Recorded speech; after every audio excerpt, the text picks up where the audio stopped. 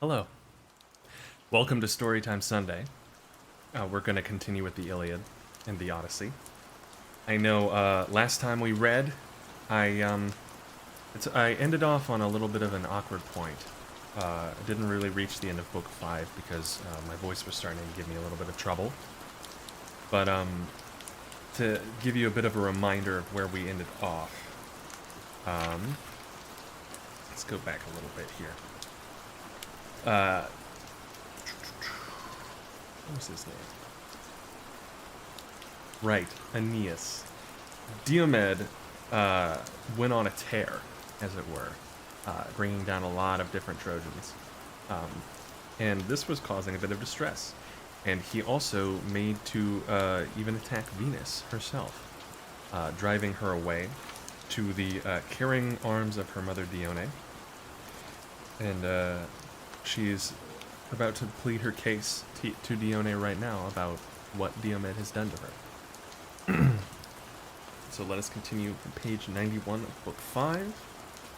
And I think to prevent awkward stopping points from now on, we're going to go with the 45-15 kind of plan, where we're going to try to avoid like burnout of the voice and throat and stuff.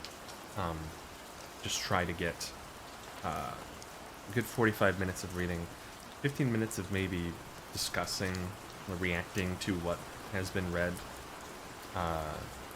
and then after that, yeah, we'll drink a lot of water and see how we're feeling and keep going. My plan is to go a bit longer because of shortening the stream by about half last time. So hopefully we'll get 3 45-minute blocks with 15-minute break. We'll see how it goes. We'll see what stopping points and things like that we get to. So I'll read the paragraph prior as a little reminder, and then we'll move on from there. Thus she spoke, and Mars gave her his gold-bedizened steeds. She mounted the chariot sick and sorry at heart, while Iris sat beside her and took the reins in her hand. She lashed her horses on, and they flew forward nothing loth, till in a thrice they were at high Olympus, where the gods have their dwelling. There she stayed them, unloosened them from the chariot, and gave them their ambrosial forage. But Venus flung herself onto the lap of her mother Dione, who threw her arms about her and caressed her, saying, "Which of the heavenly beings has been treating you in this way, as though you had been doing something wrong in the face of day?" And laughter-loving Venus answered, "Proud Diomed, the son of Tydeus, wounded me, because I was bearing my dear son Aeneas, whom I love best of all mankind, out of the fight. The war is no longer won between Trojans and Achaeans, for the Danaans have now taken to fighting with the immortals." "Bear it, my child," replied Dione, "and make the best of it. We dwellers in Olympus have to put up with much at the hands of men, and we lay much suffering on one another. Mars had to suffer when Otis and Ephialtes, children of Aloeus, bound him in cruel bonds, so that he lay 13 months imprisoned in a vessel of bronze. Mars would have then perished had not fair Arioboea, stepmother to the sons of Aloeus, told Mercury, who stole him away when he was already well nigh worn out by the severity of his bondage. Juno again suffered when the mighty son of Amphitryon wounded her on the right breast with a 3-barbed arrow, and nothing could assuage her pain. So also did huge Hades, when this same man, the son of aegis-bearing Jove, hit him with an arrow even at the gates of hell, and hurt him badly. Thereon Hades went to the house of Jove on great Olympus, angry and full of pain, and the arrow in his brawny shoulder caused him great anguish, till Paeon healed him by spreading soothing herbs on the wound, for Hades was not of mortal mold. Daring, headstrong evildoer, who recked not of his sin in shooting the gods that dwell on Olympus. And now Minerva has egged his son of Tydeus on against yourself. Fool that he is, for not reflecting that no man who fights with gods will live long, or hear his children prattling about his knees when he returns from battle. Let then the son of Tydeus see that he does not have to fight with one who is stronger than you are. Then shall his brave wife, Aegialia, daughter of Adrestus, rouse her whole house from sleep, wailing for the loss of her wedded lord. Diomed, the bravest of the Achaeans." So saying, she wiped the ichor from the wrist of her daughter with both hands, whereon the pain left her, and her hand was healed. But Minerva and Juno, who were looking on, began to taunt Jove with their mocking talk, and Minerva was first to speak. "Father Jove," said she, "do not be angry with me, but I think the Cyprian must have been persuading someone of the Achaean women to go with the Trojans of whom she is so very fond, and while caressing one or other of them, she must have torn her delicate hand with the gold pin of the woman's brooch." No love lost, I see. I'll just make sure that, yeah, okay. I believe people are, that the audio is coming through. I know I always tend to have those issues, so I really wanted to make sure that I didn't just read a page and a half for no reason.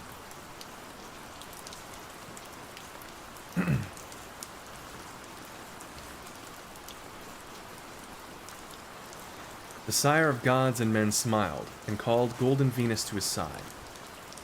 "My child," said he, "it has not been given you to be a warrior. Attend henceforth to your own delightful matrimonial duties, and leave all this fighting to Mars and to Minerva." Thus did they converse. But Diomed sprang upon Aeneas, though he knew him to be in the very arms of Apollo. Not one whit did he fear the mighty god, so set was he on killing Aeneas and stripping him of his armor. Thrice did he spring forward with might and main to slay him, and thrice did Apollo beat back his gleaming shield. When he was coming on for the fourth time, as though he were a god, Apollo shouted to him with an awful voice and said, "Take heed, son of Tydeus, and draw off. Think not to match yourself against gods, for men that walk the earth cannot hold their own with immortals." The son of Tydeus then gave way for a little space, to avoid the anger of the god, while Apollo took Aeneas out of the crowd and set him in sacred Pergamos, where his temple stood. There within the mighty sanctuary, Latona and Diana healed him and made him glorious to behold, while Apollo of the silver bow fashioned a wraith in the likeness of Aeneas, and armed as he was. Round this the Trojans and the Achaeans hacked at the bucklers about one another's breasts, hewing each other's round shields and light hide-covered targets. Then Phoebus Apollo said to Mars, "Mars, Mars, bane of men, blood-stained stormer of cities, can you not go to this man, this son of Tydeus, who would now fight even with Father Jove, and draw him out of the battle? He first went up to the Cyprian and wounded her in the hand near her wrist, and afterwards sprang upon me too, as though he were a god." He then took his seat on the top of Pergamos, while murderous Mars went about among the ranks of the Trojans, cheering them on in the likeness of fleet Acamas, chief of the Thracians. "Sons of Priam," said he, "how long will you let your people be thus slaughtered by the Achaeans? Would you wait till they are at the walls of Troy? Aeneas the son of Anchises is fallen, he whom we held in as high honor as Hector himself. Help me then, to rescue our brave comrade from the stress of the fight." Mars is getting in there. Mars is getting involved.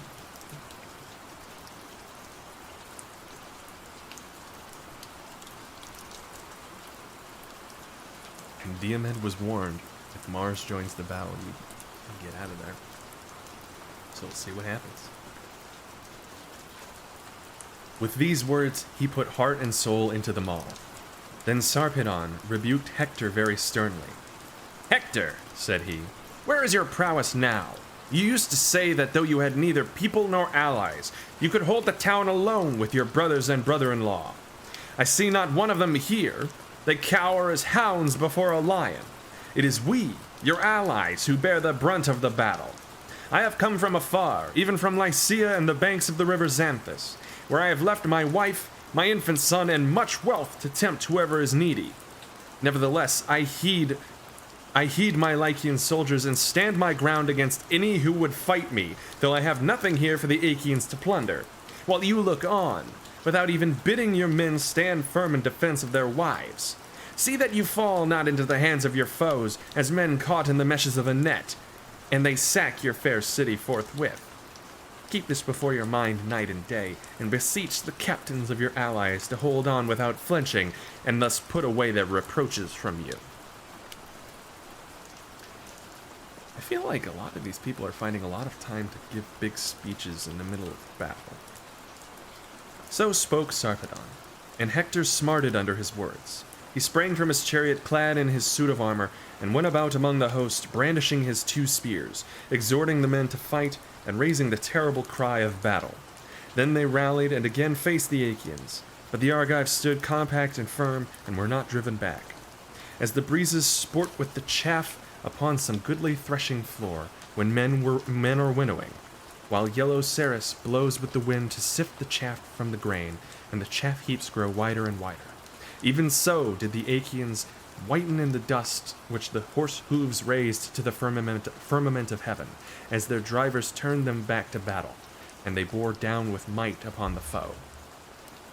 Fierce Mars, to help the Trojans, covered them in a veil of darkness, and went about everywhere among them, inasmuch as Phoebus Apollo had told him that when he saw Pallas Minerva leave the fray, he was to put courage into the hearts of the Trojans, for it was she who was helping the Danaans. Then Apollo sent Aeneas forth from his rich sanctuary and filled his heart with valor, whereon he took his place among his comrades, who were overjoyed at seeing him alive, sound, and of good courage.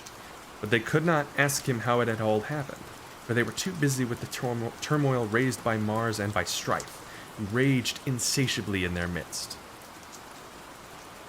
The 2 Ajaxes, Ulysses and Diomed, cheered the Danaans. The 2 Ajaxes, Ulysses, and Diomed cheered the Danaans on, fearless of the fury and onset of the Trojans. I can see that I can see that Samuel Butler is not a fan of the Oxford comma. They stood as still as clouds which the son of Saturn has spread upon the mountain tops, when there is no air, and fierce Boreas sleeps with the other boisterous winds, whose shrill blasts scatter the clouds in all directions. Even so did the Danaans stand firm and unflinching against the Trojans. The son of Atreus went about among them and exhorted them. "My friends," said he, "quit yourselves like brave men, and shun dishonor in one another's eyes amid the stress of battle. They that shun dishonor more often live than get killed, but they that fly save neither life nor name." He's not a fan of the Oxford comma, but he is a fan of alliteration, I've noticed. As he spoke, he hurled his spear and hit one of those who were in the front rank, the comrade of Aeneas, Deacon, son of Pergasus, whom the Trojans held in no less honor than the sons of Priam. He was ever quick to place himself among the foremost. The spear of King Agamemnon struck his shield and went right through it, for the shield stayed it not. It drove through his belt into the lower part of his belly, and his armor rang rattling round him as he fell heavily to the ground. Then Aeneas killed 2 champions of the Danaans, Crethon and Orsilochus. Their father was a rich man who lived in the strong city of Phera, and was descended from the river Alpheus, whose broad stream flows through the land of the Pylians. The river begat Orsilochus, who ruled over much people, and was father to Diocles, who in his turn begat 2 twin sons, Crethon and Orsilochus, well skilled in all the arts of war. These, when they grew up, went to Ilias with the Argive fleet in the cause of Menelaus and Agamemnon, sons of Atreus, and there they both of them fell. As 2 lions whom their dam has reared in the depths of some mountain forest to plunder homesteads and carry off sheep and cattle till they get killed by the hand of man, so were these 2 vanquished by Aeneas, and fell like high pine trees to the ground. Brave Menelaus pitied them in their fall, and made his way to the front, clad in gleaming bronze and brandishing his spear, for Mars egged him on to do so with intent that he should be killed by Aeneas. But Antilochus, the son of Nestor, saw him, and sprang forward, fearing that the king might come to harm, and thus bring all their labor to nothing. When therefore Aeneas and Menelaus were setting their hands and spears against one another, eager to do battle, Antilochus placed himself by the side of Menelaus. Aeneas, bold though he was, drew back on seeing the 2 heroes side by side in front of him. So they drew the bodies of Crethon and Orsilochus to the ranks of the Achaeans, and committed the 2 poor fellows into the hands of their comrades. They then turned back and fought in the front ranks. They killed Palaemenes, peer of Mars, leader of the Paphlagonian warriors. Menelaus struck him on the collarbone as he was standing on his chariot, while Antilochus hit his charioteer and squire Midon, the son of Atimneus, who was turning his horses in flight. He hit him with a stone upon the elbow, and the reins, enriched with white ivory, fell from his hands into the dust. Antilochus rushed towards him and struck him on the temples with his sword, whereon he fell headfirst from the chariot to the ground. There he stood for a while, with his head and shoulders buried deep in the dust, for he had fallen on sandy soil, till his horses kicked him and laid him flat on the ground, as Antilochus lashed them and drove them off to the host of the Achaeans.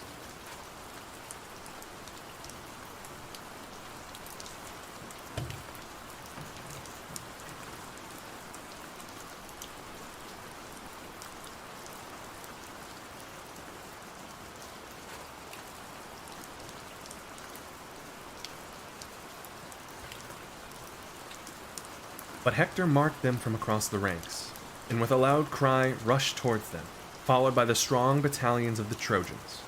Mars and dread Enyo led them on, she fraught with ruthless turmoil of battle, while Mars wielded a monstrous spear and went about, now in front of Hector and now behind him. Diomed shook with passion as he saw them. As a man crossing a wide plain is dismayed to find himself on the brink of some great river rolling swiftly to the sea, he sees its boiling waters and starts back in fear. Even so did the son of Tydeus give ground. Then he said to his men, "My friends, how can we wonder that Hector wields the spear so well? Some god is ever by his side to protect him, and now Mars is with him in the likeness of mortal man. Keep your faces, therefore, towards the Trojans, but give ground backwards, for we dare not fight with gods."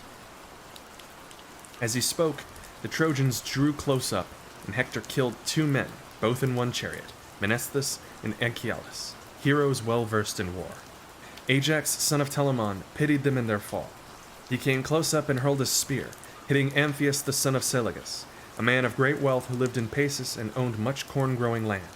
But his lot had led him to come to the aid of Priam and his sons.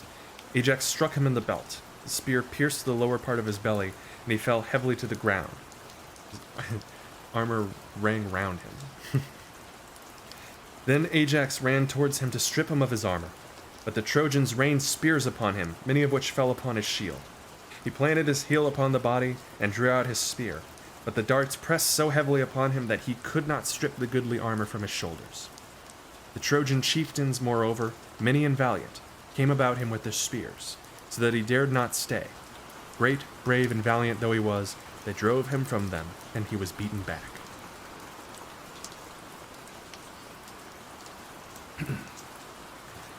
Thus, then, did the battle rage between them. Presently, the strong hand of fate impelled Tlepolemus, the son of Hercules, a man both brave and of great stature, to fight Sarpedon. So the 2 son and grandson of great Jove drew near to one another, and Tlepolemus, that's such a weird name, spoke first.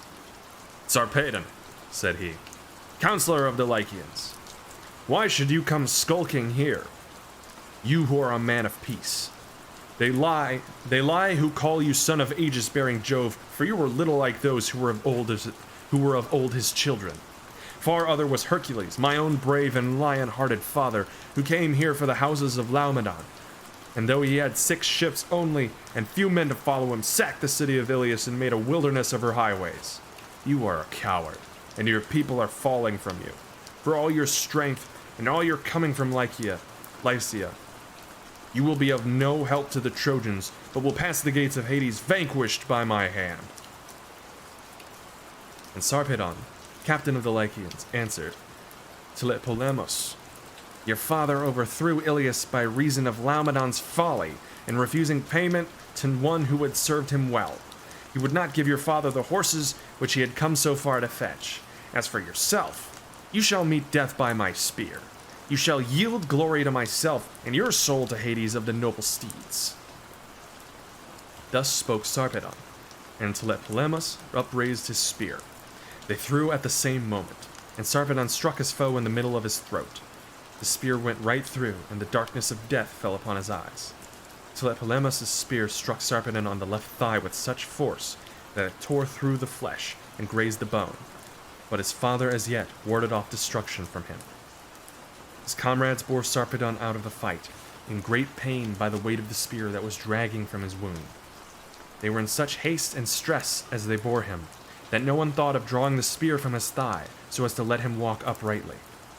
Meanwhile, the Achaeans carried off the body of Tlepolemus, whereon Ulysses was moved to pity and panted for the fray as he beheld them. He doubted whether to pursue the son of Jove or to make slaughter of the Lycian rank and file. It was not decreed, however, that he should slay the son of Jove. Minerva therefore turned him against the main body of the Lycians. He killed Coranus, Alistair, Chromius, Alcandrus, Helias, Noemon, and Prytanis. Nice. And would have slain yet more, had not great Hector marked him, and sped to the front of the fight clad in his suit of mail, filling the Danaans with terror. Sarpedon was glad when he saw him coming, and besought him, saying, "Son of Priam, let me not be here to fall into the hands of the Danaans. Help me, and since I may not return home to gladden the hearts of my wife and of my infant son, let me die within the walls of your city." Hector made him no answer, but rushed onward to fall at once upon the Achaeans and kill many among them. His comrades then bore Sarpedon away and laid him beneath Jove's spreading oak tree. Pelagon, his friend and comrade, drew the spear out of his thigh, but Sarpedon fainted and a mist came over his eyes. Presently he came to himself again, for the breath of the north wind as it played upon him gave him new life, and brought him out of the deep swoon into which he had fallen. Meanwhile, the Argives were neither driven towards their ships by Mars and Hector, nor yet did they attack them. When they knew that Mars was with the Trojans, they retreated, but kept their faces still turned towards the foe. Who then was first and who last to be slain by Mars and Hector? They were valiant Teuthras, and Orestes, the renowned charioteer. Trachis, the Aetolian warrior, Oenomaus, Helenus, the son of Oenops, and Oresbius of the gleaming girdle, who was possessed of great wealth and dwelt by the Cephisian lake with the other Boeotians who lived near him, owners of a fertile country. These names are insane.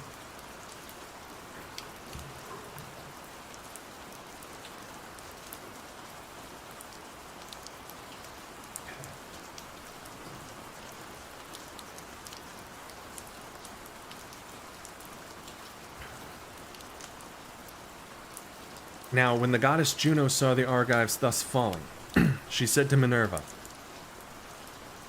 "Alas, daughter of aegis-bearing Jove, unweariable, the promise we made Menelaus that he should not return till he had sacked the city of Iliad will be of no effect if we let Mars rage thus furiously. Let us go into the fray at once." Minerva did not gainsay her. Thereon the august goddess, daughter of great Saturn, began to harness her gold-bedizened steeds. Hebe, with all speed, fitted on the 8-spoked wheels of bronze that were on either side of the iron axle tree. Hebe with all speed, fitted on the 8-spoked, yes.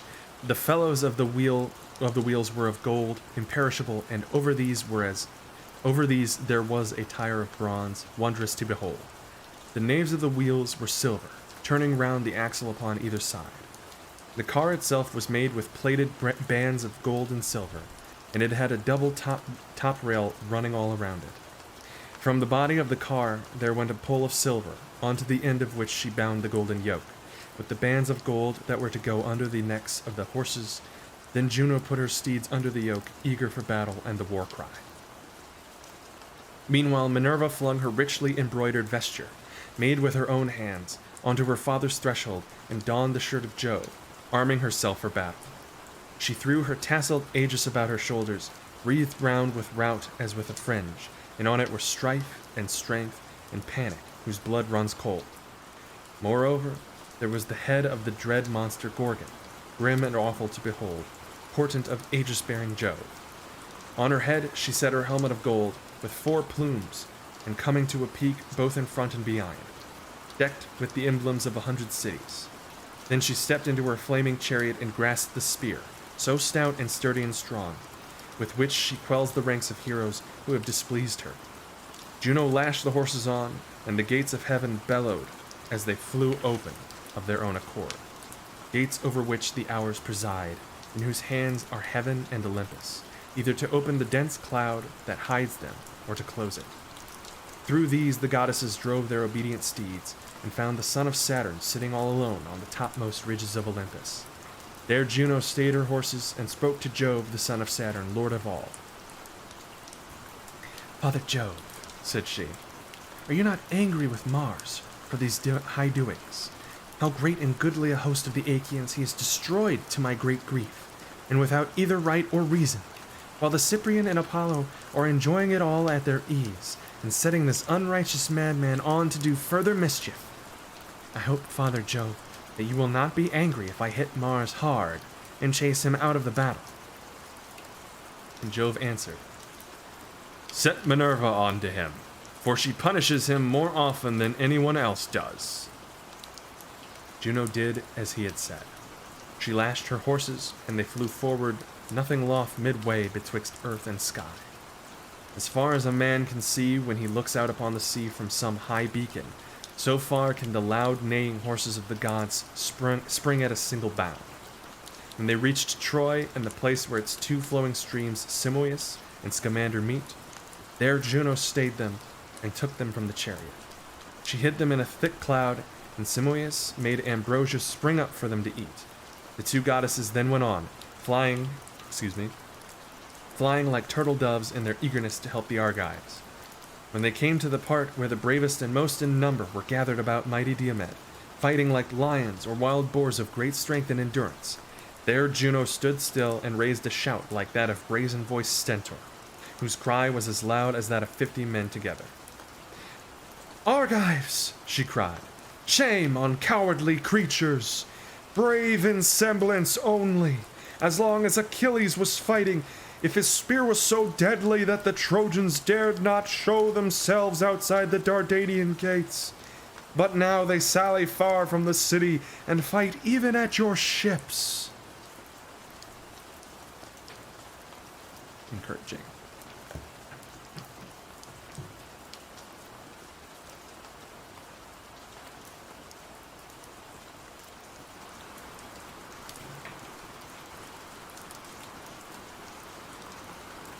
With these words, she put heart and soul into them all, while Minerva sprang to the side of the son of Tydeus, whom she found near his chariot and horses, cooling the wound that Pandarus had given him. For the sweat caused by the hand that bore the weight of his shield irritated the hurt. His arm was weary with pain, and he was lifting up the strap to wipe away the blood. The goddess laid her hand on the yoke of his horses and said, "The son of Tydeus is not such another as his father. Tydeus was a little man, but he could fight, and rushed madly into the fray, even when I told him not to do so. When he went all unattended as envoy to the city of Thebes among the Cadmeans, I bade him feast in their houses and be at peace. But with that high spirit which was ever present with him, he challenged the youth of the Cadmeans, and at once beat them in all that he attempted. So mightily did I help him. I stand by you too to protect you, and I bid you be instant in fighting the Trojans. But either you are tired out, or you are afraid and out of heart, and in that case I say that you are no true son of Tydeus, the son of Oeneus." Diomed answered, "I know you, goddess, daughter of aegis-bearing Jove, and will hide nothing from you. I am not afraid nor out of heart, nor is there any slackness in me. I am only following your own instructions. You told me not to fight any of the blessed gods. But if Jove's daughter Venus came into battle, I was to wound her with my spear. Therefore I am retreating and bidding the other Argives gather in this place, for I know that Mars is now lording it in the field." "Diomed, son of Tydeus," replied Minerva, "man after my own heart, fear neither Mars nor any others of the immortals, for I will befriend you. Nay, drive straight at Mars, and smite him in close combat. Fear not this raging madman, villain incarnate, first on one side and then on the other. But now he was holding talk with Juno and myself, saying he would help the Argives and attack the Trojans. Nevertheless, he is with the Trojans and has forgotten the Argives." With this she caught hold of Sthenelus and lifted him off the chariot onto the ground. In a second he was on the ground, whereupon the goddess mounted the car and placed herself by the side of Diomed. The oaken axle groaned aloud under the burden of the awful goddess and the hero. Pallas Minerva took the whip and reins and drove straight at Mars, who was in the act of stripping huge Periphas, son of Ochesius, and bravest of the Aetolians. Bloody Mars was stripping him of his armor, and Minerva donned the helmet of Hades, that he might not see her. When, therefore, he saw Diomed, he made straight for him, and let Periphas lie where he had fallen. As soon as they were at close quarters, he let fly with his bronze spear over the reins and yoke, thinking to take Diomed's life. But Minerva caught the spear in her hand and made it fly harmlessly over the chariot. Excuse me. Diomed then threw, and Pallas Minerva drove the spear into the pit of Mars' stomach, where his undergirdle went round him. There Diomed wounded him, tearing his fair flesh, and then drawing his spear out again. Mars roared as loudly as 9,000 or 10,000 men in the thick of a fight, and the Achaeans and Trojans were struck with panic, so terrible was the cry he raised. As a dark cloud in the sky, when it comes on to blow after heat, even so did Diomed, son of Tydeus, see Mars ascend into the broad heavens. With all speed he reached high Olympus, home of the gods, and in great pain sat down beside Jove, the son of Saturn. He showed Jove the immortal blood that was flowing from his wound, and spoke piteously, saying, "Father Jove, are you not angered by such doings? We gods are continually suffering in the most cruel manner at one another's hands while helping mortals, and we all owe you a grudge for having begotten that mad termagant of a daughter, who is always committing outrage of some kind. We other gods must all do as you bid us, but her you neither scold nor punish. You encourage her because the pestilent creature is your daughter. See how she has been inciting proud Diomed to vent his rage on the immortal gods. First he went up to the Cyprian and wounded her in the hand near her wrist, and then he sprang upon me too, as though he were a god. Had I not run for it, I must either have lain there for long enough in torments among the ghastly corpses, or have been eaten alive with spears till I had no more strength left in me." Jove looked angrily at him and said, "Do not come whining here, sir, facing both ways." Got him. "I hate you worst of all the gods in Olympus, for you are ever fighting and making mischief. You have the intolerable and stubborn spirit of your mother Juno. It is all I can do to manage her, and it is her doing that you are now in this plight. Still, I cannot let you remain longer in such pain. You are my own offspring, and it was by me that your mother conceived you. If, however, you had been the son of any other god, you are so destructive that by this time you should have been lying lower than the Titans." He then bade Paeon heal him, whereon Paeon spread pain-killing herbs upon his wound and cured him, for he was not of mortal mold. As the juice of the fig tree curdles milk and thickens it in a moment though it is liquid, even so instantly did Paeon cure fierce Mars. Then Hebe washed him and clothed him in goodly raiment, and he took his seat by his father Jove, all glorious to behold. But Juno of Argus and Minerva of Alalcomene, now that they had put a stop to the murderous doing of Mars, went back again to the house of Jove. End of book 5. Cool, so we reached book 6. We'll try to get at least 2 more books done. It hasn't quite been 45 minutes, but it has been close. So I'm going to go ahead and start taking a break.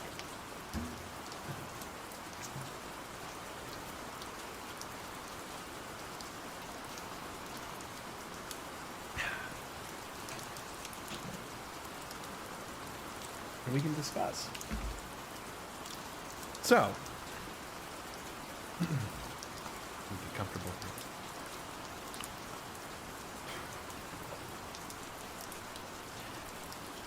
This book is making me wonder how different the translations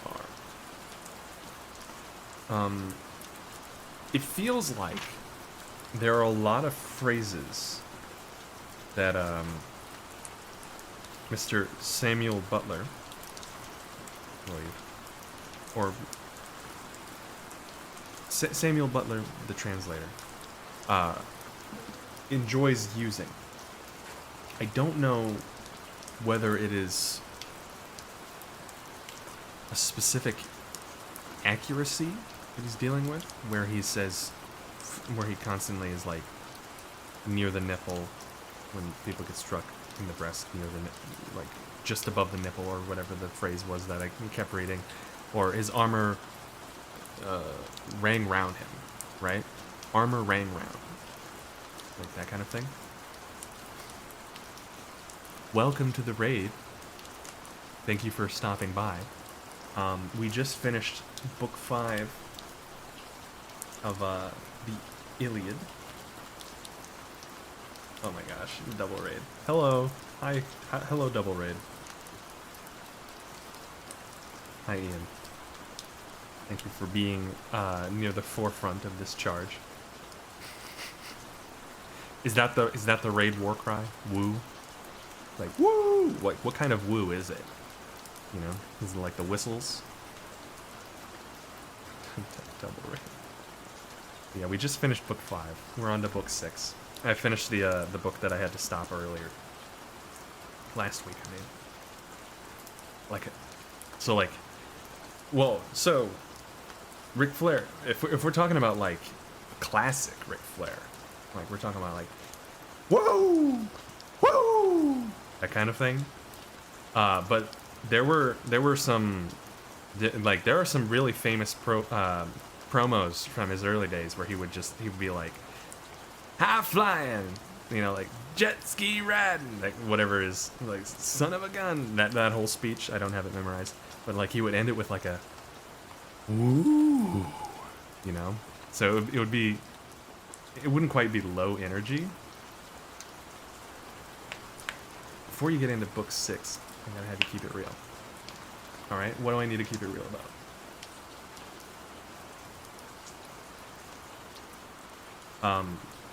While you're typing that, yeah. Samuel Butler, the translator, has some phrases that they really enjoy using. His armor rang around him, that kind of thing, and then struck in the breast, just above or just below the nipple, whatever the, you know. Like I've said that like 8 or 9 times now. Whenever people get struck in the breast, and I want to read, in case you missed, my favorite line from book 5, which was Ares. So this is the part where I was going to redeem Swearbear, but I am 10 points shy.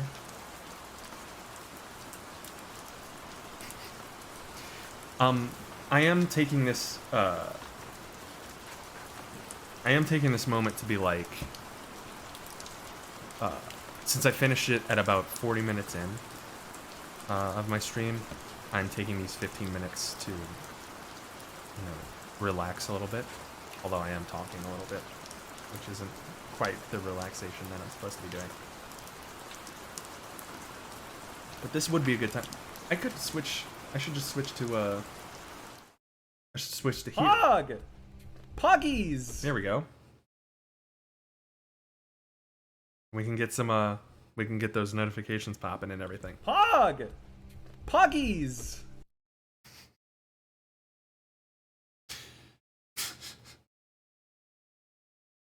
Yeah, vocal help. I'm ever since last week. I wanna keep it cool. Especially since I want to go a bit longer today because of shortening the last stream. I am feeling a bit better. I think these breaks will help. But yeah, during these breaks, this does help because like during these breaks I can switch to this scene, which does have alerts and has all of the like we can take a moment to use channel points if we want, and I can, for VOD help, I can always edit these parts out in terms of like the actual content of the book. And then I can always have the VODs that include the discussions that we have in the period between. So we've still got a good 10 minutes of taking a break, just resting the voice, etc. But my favorite line here was Ares got struck by a spear from Minerva, and Zeus he went whining to Jove, He's like, Minerva keeps bullying me. That's basically what he said. And then Jove replied, "Do not come whining here, sir, facing both ways." I don't know about y'all, but I think he got him. I think he got him good.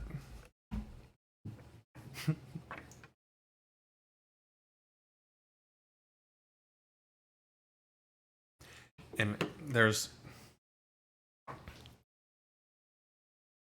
but yeah, roasted. But what I'm trying to say is like, I'm wondering how different a lot of these translations are, and I don't mean in terms of like, you know, completely changing the focus of the story, because I know our friend Kat would have a lot to say about specific translations because she loves Iliad and Odyssey. But there are some choices. It feels like there are choices being made. I don't see it being like, this is totally how Homer intended it, you know? Like armor ringing around him or just above the nipple. That kind of thing. Or these long-winded metaphors and similes. Like two lions come from their den to harass the sheep and eventually get killed by humans. So were these two put down by Hector. Like that, I'm paraphrasing slightly, but that was something in the book. And it's like, is that really that's the original intent of the story? Is that actually what Homer was trying to put forward? It just feels odd if that's true. So,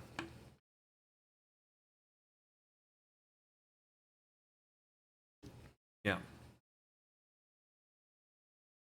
I don't know. The other problem, now that we're doing this, is that there's still 8 minutes left of break. Homer liked him some nipples. Donut rings. Those are nipples, homie. I'm a voice actor. What can I say?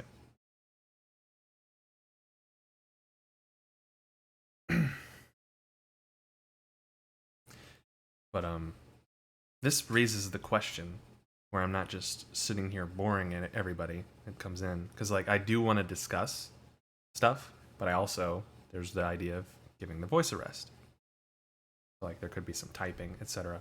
But I would like to provide some form of content or entertainment in the meantime that also allows me to, you know, make full use of the break.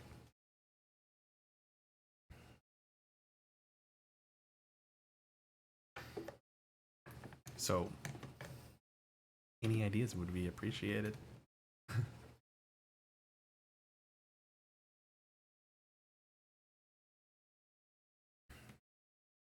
We can always react to some YouTube. Some haha funny. Heck, I could bring my roommates up here. I think I'm doing another classic after this. I've made the choice on from asking other people about what books I should read. One person mentioned this, and I think it's close. I think it would be closer to, you know, Great Gatsby style of reading, where I wouldn't be struggling over Greek names for half an hour every day or every Sunday. The next book that we'll be doing is Study in Scarlet. Yeah, Arthur Conan Doyle. A much shorter book, much more manageable, I think. So we'll get to that probably in fall, considering this. And I am and I mean, this is like super far in the future, and like I don't even know if this is a possibility, but I do have inklings of ideas for, like I would want to read Christmas Carol around Christmas time, and then I've also got ideas for things to read in next year. But that's all like vague inklings of ideas, possibilities, if you will.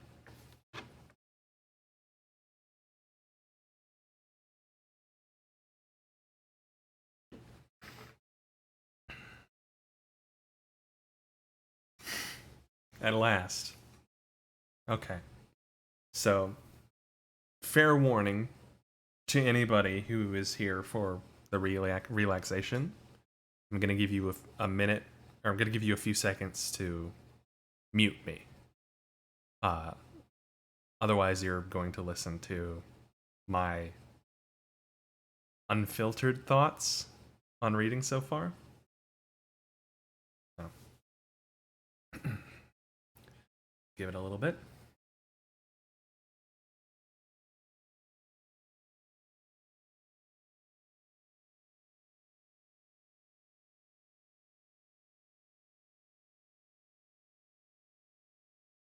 All right. I think that's been enough time.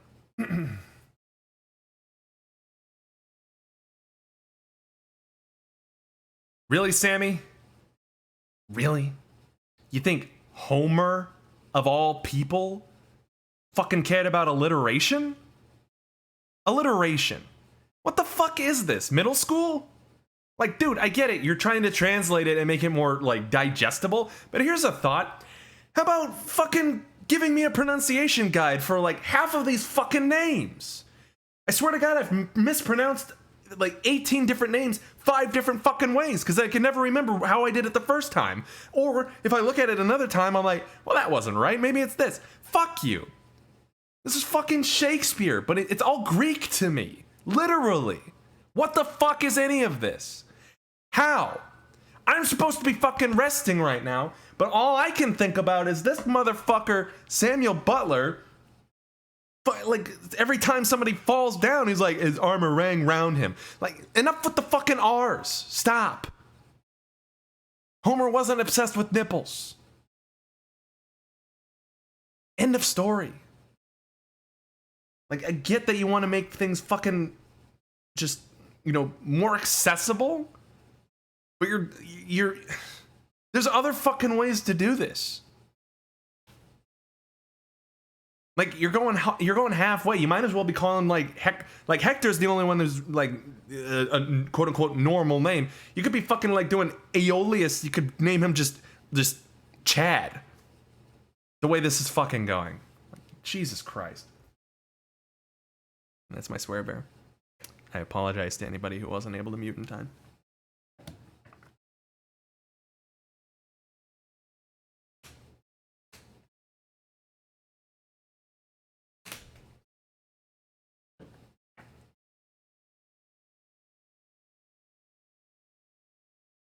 I'm glad.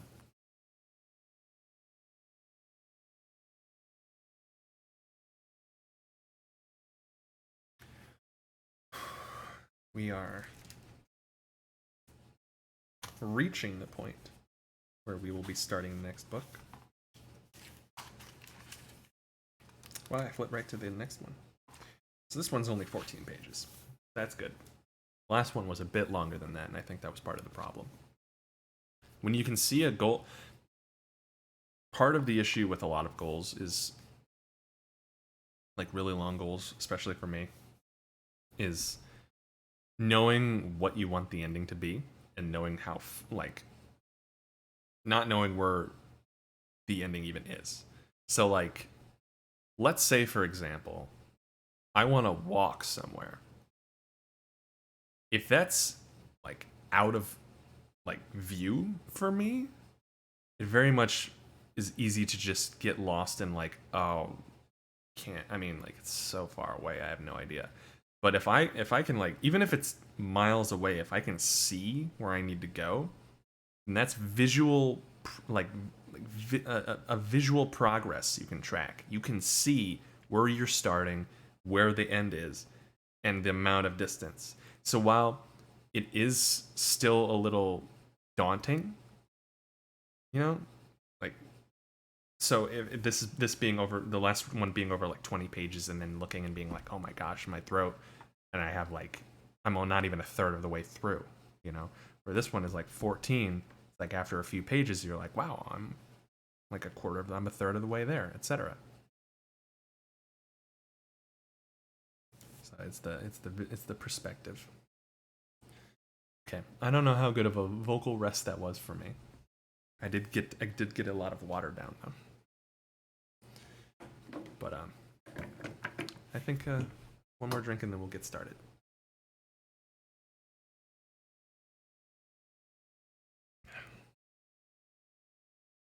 All right. Oh, I know. I'm not sure if people would be able to hear me, but hopefully the people who muted me for the swear bear have unmuted, as I'm gonna read.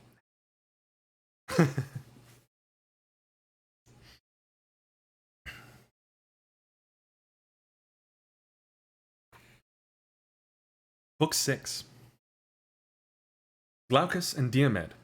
The story of Bellerophon, Hector, and Andromache. The fight between Trojans and Achaeans was now left to rage as it would, and the tide of war surged hither and thither over the plain as they aimed their bronze-shod spears at one another between the streams of Simoeis and Xanthus. First, Ajax, son of Telamon, tower of strength to the Achaeans, broke a phalanx of the Trojans and came to the assistance of his comrades by killing Acamas, son of Eusorus, the best man among the Thracians, being both brave and of great stature. The spear struck the projecting peak of his helmet. Its bronze point then went through his forehead into the brain, and darkness veiled his eyes. Then Diomed killed Axylus, son of Teuthranus, a rich man who lived in the strong city of Arisbe, and was beloved by all men, for he had a house by the roadside and entertained every one who passed. Howbeit not one of his guests stood before him to save his life, and Diomed killed both him and his squire Calesius, who was then his charioteer. So the pair passed beneath the earth. Euryalus killed Drasus and Opheltius, and then went in pursuit of Asepus and Pedasus, whom the naiad nymph Barbaria had borne to noble Bucolion. Bucolion was eldest son to Laomedon, but he was a bastard. While tending his sheep, he had conversed with the nymph, and she conceived twin sons. These the sons of Mecistius now slew, and he stripped the armor from their shoulders. Polypoetes then killed Astialus, Ulysses Peditus of Percote, and Teucer Aretione. Ablerus fell by the spear of Nestor's son Antilochus, and Agamemnon, king of men, killed Elatus, who dwelt in Pedasus by the banks of the river Setnioius. Laetus killed Phylacus as he was flying, and Eurypylus slew Melanthus. Did you get all that? Then Menelaus of the loud war cry took Adrestus alive, for his horses ran into a tamarisk bush, as they were flying wildly over the plain, and broke the pole from the car. They went on towards the city along with the others in full flight, but Adrestus rolled out and fell into the dust flat on his face by the wheel of his chariot. Menelaus came up to him spear in hand, but Adrestus caught him by the knees, begging for his life. "Take me alive," he cried, "son of Atreus, and you shall have a full ransom for me. My father is rich and has much treasure of gold, bronze, and wrought iron laid by in his house. From this store he will give you a large ransom should he hear of my being alive and at the ships of the Achaeans." Thus did he plead, and Menelaus was for yielding, and giving him to a squire to take to the ships of the Achaeans. But Agamemnon came running up to him and rebuked him. "My good Menelaus," said he, "this is no time for giving quarter. Has then your house fared so well at the hands of the Trojans? Let us not spare a single one of them, not even the child unborn, and in its mother's womb. Let not a man of them be left alive, but let all in Ilius perish, unheeded and forgotten." Thus did he speak, and his brother was persuaded by him, for his words were just. Menelaus therefore thrust Adrestus from him, whereon King Agamemnon struck him in the flank, and he fell. Then the son of Atreus planted his foot upon his breast to draw his spear from the body. Meanwhile, Nestor shouted to the Argives, saying, "My friends, Danaan warriors, servants of Mars, let no man lag that he may spoil the dead, and bring back much booty to the ships." Booty? "Let us kill as many as we can. The bodies will lie upon the plain, and you can despoil them later at your leisure." With these words he put heart and soul into them all. And now the Trojans would have been routed and driven back into Iliad, had not Priam's son Helenus, wisest of augurs, said to Hector and Aeneas, "Hector and Aeneas, you two are the mainstays of the Trojans and Lycians, for you are foremost at all times, alike in fight and counsel. Hold your ground here, and go about among the host to rally them in front of the gates, or they will fling themselves into the arms of their wives, to the great joy of our foes. Then, when you have put heart into all our companies, we will stand firm here and fight the Danaans however hard they press us, for there is nothing else to be done. Meanwhile do you, Hector, go to the city and tell our mother what is happening. Tell her to bid the matrons gather at the temple of Minerva in the Acropolis. Let her then take her key and open the doors of the sacred building. There upon the knees of Minerva let her lay the largest, fairest robe she has in her house, the one she sets most store by. Let her, moreover, promise to sacrifice 12 yearling heifers that have never yet felt the goad in the temple of the goddess, if she will take pity on the town, with the wives and little ones of the Trojans, and keep the son of Tydeus from falling on the goodly city of Iliad, for he fights with fury and fills men's souls with panic. I hold him mightiest of them all. We did not fear even their great champion Achilles, son of a goddess though he be, as we do this man. His rage is beyond all bounds, and there's none can vie with him in prowess." Hector did as his brother bade him. He sprang from his chariot, and went about everywhere among the host, brandishing his spears, urging the men on to fight, and raising the dread cry of battle. Thereon they rallied and again faced the Achaeans, who gave ground and ceased their murderous onset, for they deemed that someone of the immortals had come down from starry heaven to help the Trojans, so strangely had they rallied. And Hector shouted to the Trojans, "Trojans and allies, be men, my friends, and fight with might and main, while I go to Iliad and tell the old men of our council and our wives to pray to the gods and vow hecatombs in their honor. Y'all keep fighting while I go talk to the grandpas. You know? I'm the strongest? No, you the strongest. You got this."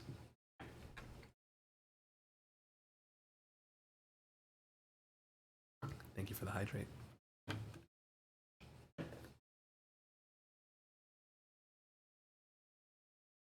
I'm trying to go at a pace of read 2 pages and then drink.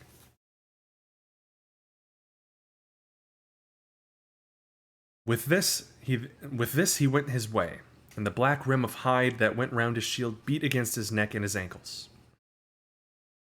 Then Glaucus, son of Hippolochus, and the son of Tydeus went into the open space between the hosts to fight in single combat.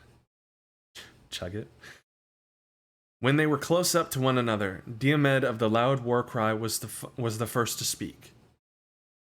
"Who, my good sir," said he, "who are you among men? I have never seen you in battle until now, but you are daring beyond all others if you abide my onset. Woe to those fathers whose sons face my might. If, however, you are one of the immortals and have come down from heaven, I will not fight you. For even valiant Lycurgus, son of Dryas, did not live long when he took to fighting with the gods. He it was that drove the nursing women who were in charge of frenzied Bacchus through the land of Nysa, and they flung their thyrsi on the ground as murderous Lycurgus beat them with his ox goad. Bacchus himself plunged terror-stricken into the sea, and Thetis took him to her bosom to comfort him, for he was scared by the fury with which the man reviled him. Thereon the gods who live at ease were angry with Lycurgus, and the son of Saturn struck him blind, nor did he live much longer after he had become hateful to the immortals. Therefore I will not fight with the blessed gods, but if you are of them that eat the fruit of the ground, draw near, and meet your doom." And the son of Hippolochus answered, "Son of Tydeus, why ask me of my lineage? Men come and go as leaves year by year upon the trees. Those of autumn the wind sheds upon the ground, but when spring returns, the forest buds forth with fresh vines. Even so is it with the generations of mankind. The new spring up as the old are passing away. If then you would learn my descent, it is one that is well known to many. There is a city in the heart of Argos." They're doing this while they're fighting. "Pasture land of horses called Ephyra, where Sisyphus lived, who was the craftiest of all mankind. He was the son of Aeolus, and had a son named Glaucus, who was father to Bellerophon, whom heaven endowed with the most surpassing comeliness and beauty. But Proetus devised his ruin, and being stronger than he, drove him from the land of the Argives, over which Jove had made him ruler. For Antia, wife of Proetus, lusted after him, and would have had him lie with her in secret. But Bellerophon was an honorable man and would not, so she told lies about him to Proteus." Okay, that's a misspelling. Proetus. "Proetus," said she, "kill Bellerophon or die, for he would have had conversed with me against my will." The king was angered, but shrank from killing Bellerophon, so he sent him to Lycia with lying letters of introduction, written on a folded tablet and containing much ill against the bearer.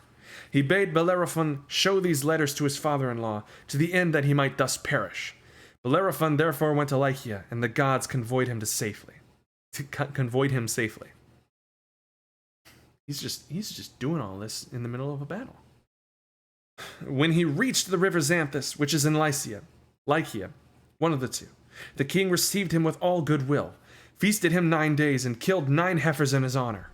But when rosy-fingered morning appeared upon the 10th day, he questioned him and desired to see the letter from his son-in-law Proetus. When he had received the wicked letter, he first commanded Bellerophon to kill that savage monster, the Chimera, who was not a human being, but a goddess, for she had the head of a lion and the tail of a serpent, while her body was that of a goat, and she breathed forth flames of fire. But Bellerophon slew her, for he was guided by signs from heaven. He next fought the far-famed Solymi, and this, he said, was the hardest of all his battles. Thirdly, he killed the Amazons, women who were the peers of men. All women. And as he was returning thence, the king devised yet another plan for his destruction. He picked the bravest warriors in all Lycia, and placed them in an ambuscade, but not a man ever came back, for Bellerophon killed every one of them. Then the king knew that he must be the valiant offspring of a god, so he kept him in Lycia, gave him his daughter in marriage, and made him of equal honor in the kingdom with himself. And the Lycians gave him a piece of land, the best of it in all the country, fair with vineyards and tilled fields to have and to hold. Excuse me. I'm wondering where this is going. He was like, "Who am I to bring up lineage? For life is so fleeting. Many die and many are born every day. But if you're curious," and then rant.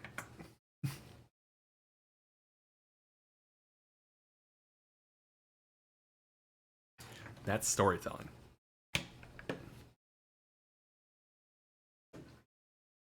I know there's like stuff like Medea. But I really feel like Homer wrote this to be like, and then Greek tragedy play. And where this guy, like, in the middle of a battle just is like, "I will tell you my entire lineage through Bellerophon. Have you not heard this legend? He rode a Pegasus."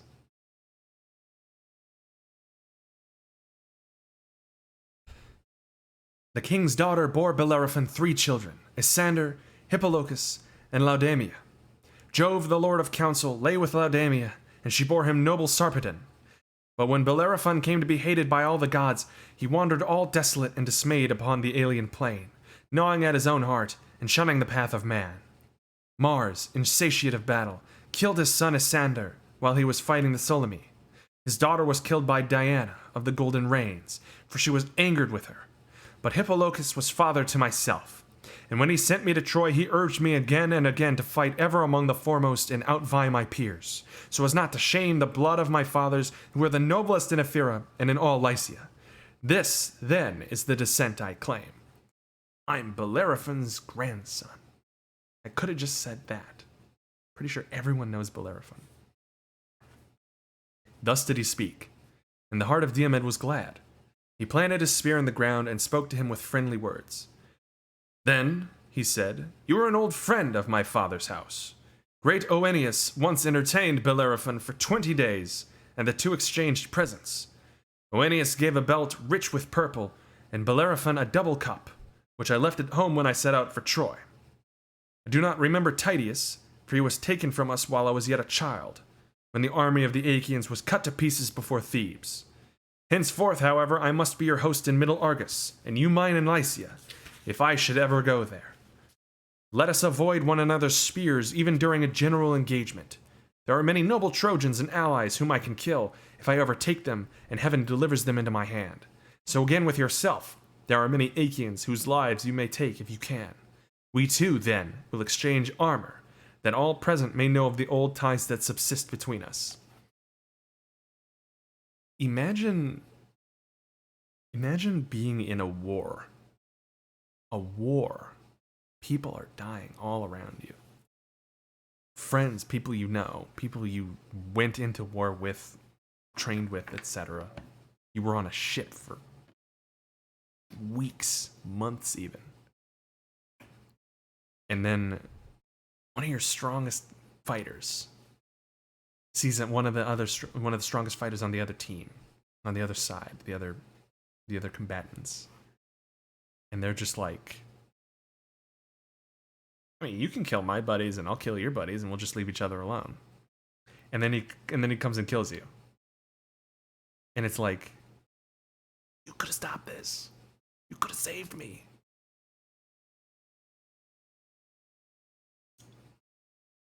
Is he like indirectly? I feel like they're both indirectly responsible for a lot of death if this just comes to pass.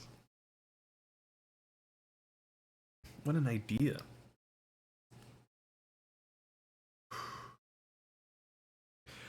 With these words, they sprang from their chariots, grasped one another's hands, and plighted friendship. But the son of Saturn made Glaucus take leave of his wits, for he exchanged golden armor for bronze, the worth of 100 head of cattle for the worth of 9. Now when Hector reached the Scaean gates and the oak tree, the wives and daughters of the Trojans came running towards him to ask after their sons, brothers, kinsmen, and husbands. He told them to set about praying to the gods, and many were made sorrowful as they heard him. Presently, he reached the splendid palace of King Priam, adorned with colonnades of hewn stone. In it there were 50 bedchambers, all of hewn stone, built near one another, where the sons of Priam slept, each with his wedded wife. Opposite these, on the other side the courtyard, there were 12 upper rooms, also of hewn stone for Priam's daughters, built near one another, where his sons-in-laws slept with their wives. When Hector got there, his fond mother came up to him with Odyssey, the fairest of her daughters.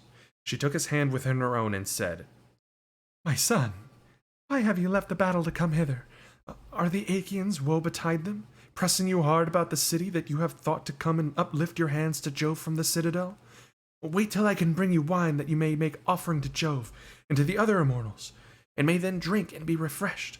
Wine gives a man fresh strength when he is wearied, as you now are with fighting on behalf of your kinsmen." And Hector answered, "Honored mother, bring no wine, lest you unman me and I forget my strength. I dare not make a drink offering to Jove with unwashed hands. One who is bespattered with blood and filth may not pray to the son of Saturn. Get the matrons together, and go with offerings to the temple of Minerva, driver of spoil. There, upon the knees of Minerva, lay the largest and fairest robe you have in your house, the one you set most store by. Promise, moreover, to sacrifice 12 yearling heifers that have never yet felt the goad, in the temple of the goddess, if she will take pity on the town, with the wives and little ones of the Trojans, and keep the son of Tydeus from off the goodly city of Iliad, for he fights with fury and fills men's souls with panic. Go then to the temple of Minerva, while I seek Paris and exhort him, if he will hear my words. Would that the earth might open her jaws and swallow him, for Jove bred him to be the bane of the Trojans, and of Priam and of Priam's sons.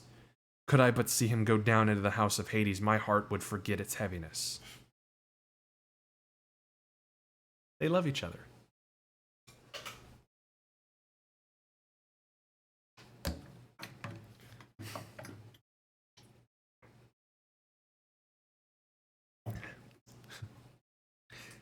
I'm going to use that on my sisters next time. Would that the earth might open her jaws and swallow you, for Jove bred you to be the bane of me. Could I but see you go down into the house of Hades, my heart would forget its heaviness. That's how siblings talk about each other. His mother went into the house and called her waiting women who gathered the matrons throughout the city. She then went down into her fragrant storeroom, where her embroidered robes were kept, the work of Sidonian women, whom Alexandrus had brought over from Sidon, when he sailed the seas upon that voyage during which he carried off Helen. Hecuba took out the largest robe, and the one that was most beautifully enriched with embroidery, as an offering to Minerva. It glittered like a star, and lay at the very bottom of the chest. With this she went on her way, and many matrons with her. When they reached the temple of Minerva, lovely Theano, daughter of Cisseus. I just realized I didn't switch back to... I'm so stupid. So stupid.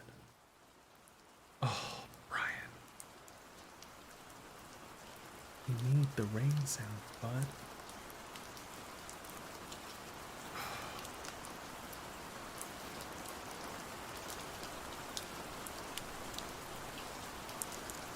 It glittered like a star and lay at the very bottom of the chest. With this she went on her way, and many matrons with her.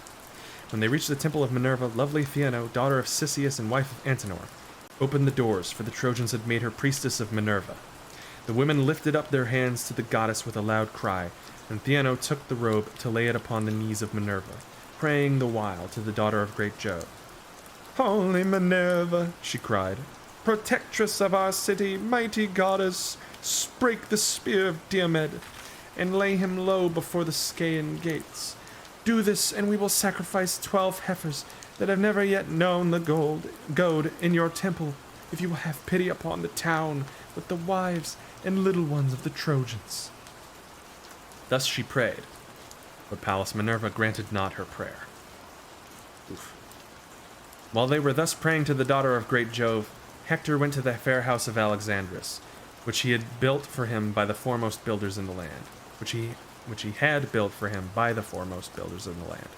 They had built him his house, storehouse, and courtyard near those of Priam and Hector on the Acropolis. Here Hector entered, with a spear 11 cubits long in his hand. The bronze point gleamed in front of him, and was fastened to the shaft of the spear by a ring of gold. He found Alexandrus within the house, busied about his armor, his shield and cuirass, and handling his curved bow. There, too, sat Argive Helen with her women, setting them their several tasks. And as Hector saw him, he rebuked him with words of scorn. "Sir," said he, "you do ill to nurse this rancor. The people perish fighting round this our town. You would yourself chide one whom you saw shirking his part in the combat. Up then, or ere long the city will be in a blaze." And Alexandrus answered, "Hector, your rebuke is just. Listen, therefore, and believe me when I tell you that I am not here so much through rancor or ill will towards the Trojans as from a desire to indulge my grief. My wife was even now gently urging me to battle, and I hold it better that I should go, for victory is ever fickle. Wait then while I put on my armor, or go first and I will follow. I shall be sure to overtake you."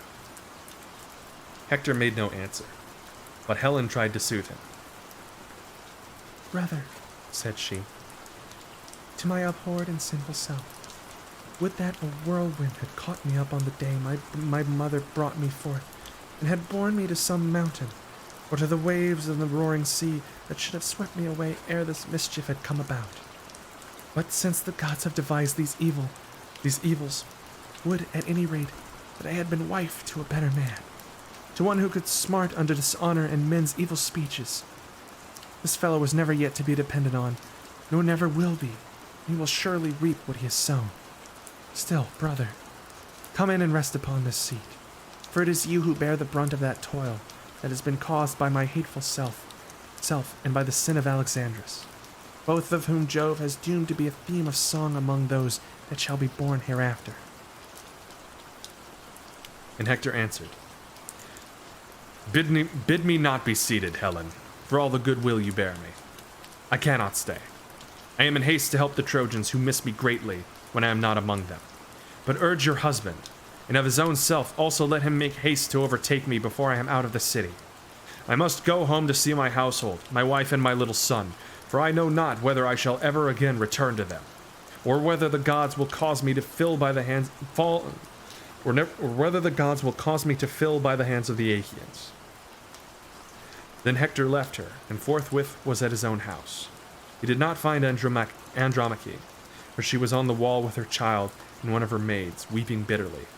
Seeing then that she was not within, he stood on the threshold of the women's rooms, and said, Women, tell me, and tell me true. Where did Andromache go when she left the house? Was it to my sisters, or to my brother's wives? Or is she at the temple of Minerva, where the other women are propitiating the awful goddess? His good housekeeper answered, Hector, since you bid me tell you truly, she did not go to your sisters nor to your brothers, nor yet to the temple of Minerva, where the other women are propitiating the awful goddess. But she is on the high wall of Iliad, for she had heard the Trojans were being hard pressed, and that the Achaeans were in great force.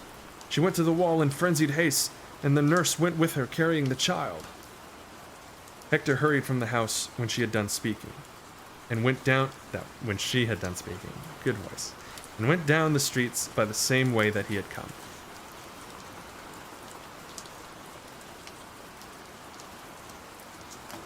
Imagine that was an old...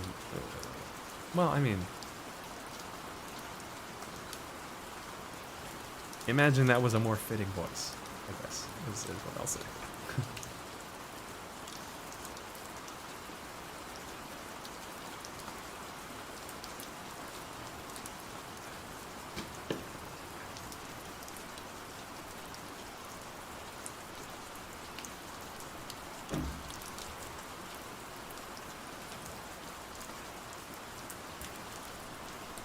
When he had gone through the city and had reached the Scaean gates through which he would go out onto the plain, his wife came running towards him, Andromache, daughter of great Aetion, who ruled in Thebe under the wooded slopes of Mount Placus, and was king of the Cilicians. His daughter had married Hector, and now came to meet him with a nurse who carried his little child in her bosom, a mere babe, Hector's darling son, and lovely as a star. Hector had named him Scamandrius, but the people called him Astyanax, for his father stood alone as chief guardian of Iliad. Hector smiled as he looked upon the boy, but he did not speak, and Andromache stood by him weeping and taking his hand in her own. Dear husband, said she, your valor will bring you to destruction. Think on your infant son, and on my helpless self, who ere long shall be your widow. For the Achaeans will set upon you in a body and kill you. It would be better for me should I lose you to lie dead and buried. For I shall have nothing left to comfort me when you are gone, save only sorrow. I have neither father nor mother now. Achilles slew my father when he sacked Thebe, the goodly city of the Cilicians. He slew him, but did not for very shame despoil him. When he had burned him in his wondrous armor, he raised a barrow over his ashes, and the mountain nymphs, daughters of Aegis-bearing Jove, planted a grove of elms about his tomb. I had 7 brothers in my father's house, but on the same day they all went within the house of Hades. Achilles killed them as they were with their sheep and cattle. My mother, her who had been queen of all the land under Mount Placus, he brought hither with the spoil, and freed her for a great sum. But the archer queen Diana took her in the house of your father. Nay, Hector, you, who to me are father, mother, brother, and dear husband, yikes, have mercy upon me. Stay here upon this wall. Make not your child fatherless, and your wife a widow. As for the host, place them near the fig tree, where the city can be best scaled, and the wall is weakest. Thrice have the bravest of them come hither and assailed it, under the 2 Ajaxes, Idomeneus, the sons of Atreus, and the brave son of Tydeus, either of their own bidding, or because some soothsayer had told them. Hector answered, Wife, I too have thought upon all this, but with what face should I look upon the Trojans, men or women, if I shirked battle like a coward? I cannot do so. I know nothing save to fight bravely in the forefront of the Trojan host, and win renown alike for my father and myself. That was almost a Freudian slip. Well do I know that the day will surely come when mighty Iliad shall be destroyed with Priam and Priam's people. But I grieve for none of these, not even for Hecuba, nor King Priam, nor for my brothers, many and brave, who may fall in the dust before their foes. For none of these do I grieve as for yourself, when the day shall come on which someone of the Achaeans shall rob you forever of your freedom, and bear you weeping away. It may be that you will have to ply the loom in Argos at the bidding of a mistress, or to fetch water from the springs Masaeus or Hyperia, treated brutally by some cruel taskmaster. Then will one say, who sees you weeping, she was the wife to Hector, the bravest warriors among the Trojans during the war before Iliad. On this your tears will break forth anew for him who would have put away the day of captivity from you. May I lie dead under the barrow that is heaped over my body, ere I hear you cry as they carry you into bondage. He stretched his arms towards the child, but the boy cried and nestled in his nurse's bosom, scared at the sight of his father's armor, and at the horsehair plume that nodded fiercely from his helmet. His father and mother laughed to see him, but Hector took the helmet from his head, and laid it all gleaming upon the ground. Then he took his darling child, kissed him, and dandled him in his arms, praying over him the while to Jove and to all the gods. Jove, he cried, grant that this my child may be, even as myself, chief among the Trojans. Let him be not less excellent in strength, and let him rule Iliad with his might. Then may one say of him as he comes from battle, the son is far better than the father. May he bring back the blood-stained spoils of him whom he has laid low, and let his mother's heart be glad. With this, he laid the child again in the arms of his wife, who took him to her own soft bosom, smiling through her tears. As her husband watched her, his heart yearned towards her, and he caressed her fondly, saying, My own wife, do not take these things too bitterly to heart. No one can hurry me down to Hades before my time, but if a man's hour is come, be he brave or be he coward, there is no escape for him when he has once been born. Go, then, within the house, and busy yourself with your daily duties, your loom, your distaff, and the orderings of your servants, for war is man's matter, and mine above all others, for them that have been born in Iliad. He took his plumed helmet from the ground, and his wife went back again to her house, weeping bitterly, and often looking back towards him. When she reached her home, she found her maidens within, and bade them all join in her lament. So they mourned Hector in his own house, though he was yet alive, for they deemed that they should never see him return safe from battle, and from the furious hands of the Achaeans. Paris did not remain long in his house. He donned his goodly armor overlaid with bronze, and hasted through the city as fast as his feet could take him. As a horse, stabled and fed, breaks loose and gallops gloriously over the plain to the place where he is wont to bathe in the fair flowing river, he holds his head high, and his mane streams upon his shoulders as he exults in his strength and flies like the wind to the haunts and feeding ground of the mares.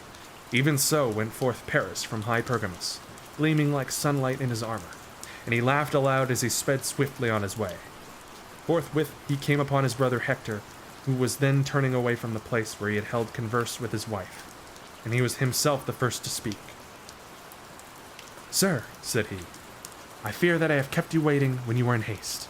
I have not come as quickly as you bade me. My good brother, answered Hector, you fight bravely, and no man with any justice can make light of your doings in battle.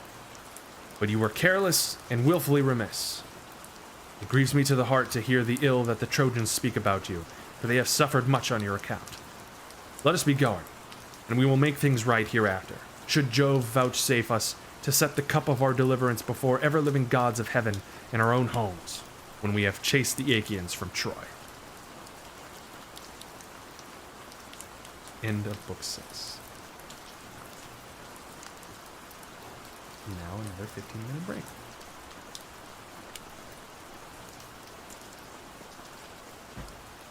Go ahead and switch back. And remember to switch back again, because of course.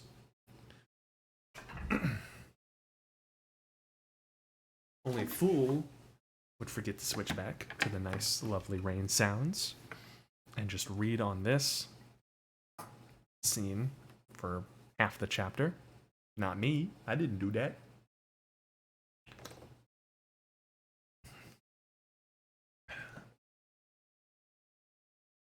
Cameron, you still watching?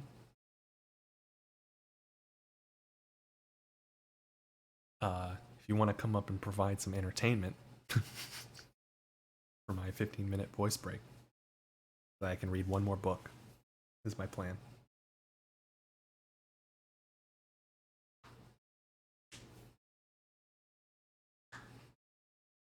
Otherwise, I'll think of something.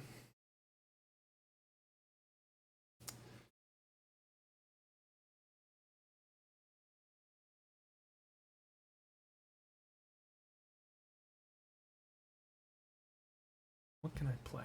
What can I put something on with which to possibly, I don't know, serenade? Maybe I can play some thematic music. We can all take a listen to that.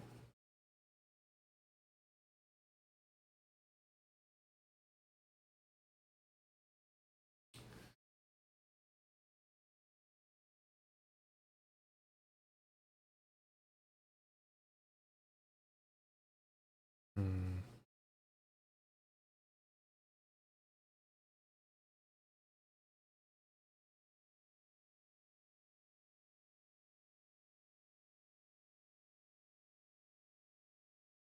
Hmm.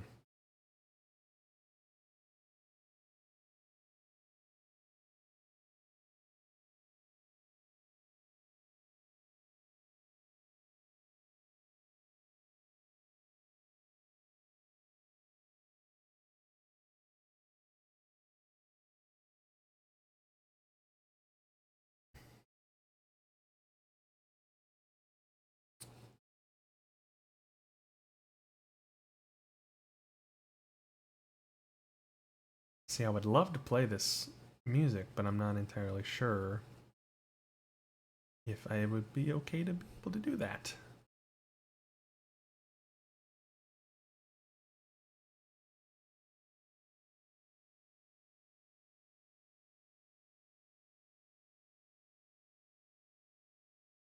You can listen to this music on Spotify.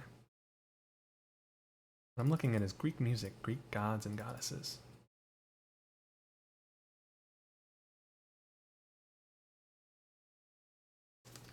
Let's see if this is something.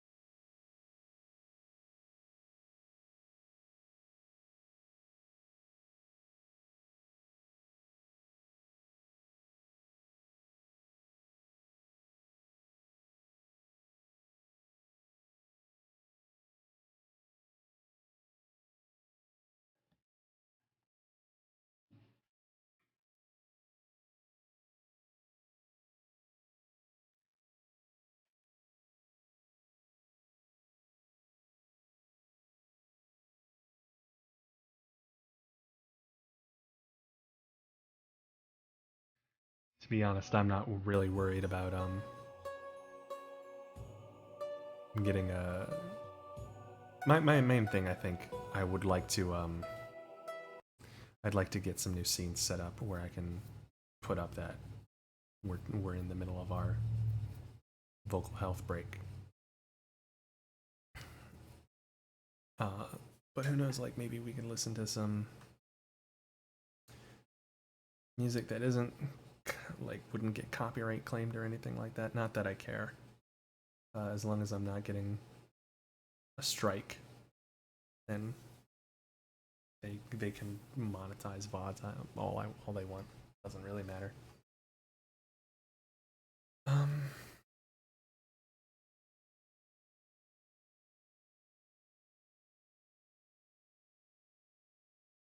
Hmm.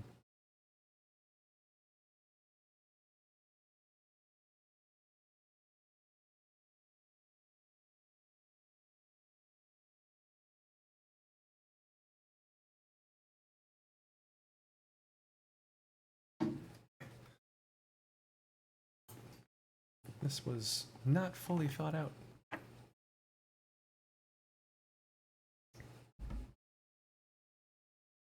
We'll make plans for this next time.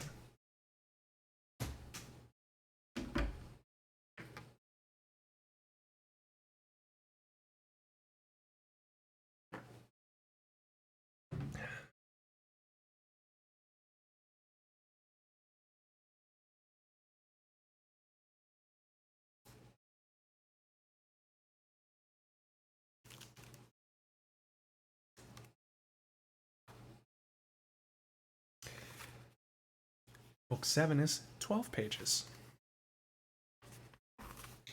That's perfect. How long is book 8?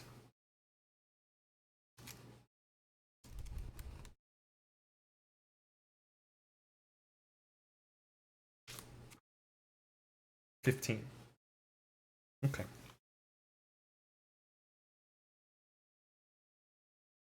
I think it's perfect. Finishing half a book and then two shorter books with the 15-minute breaks. It's nice. How about some question and answer? If anybody wants to talk about their days, we could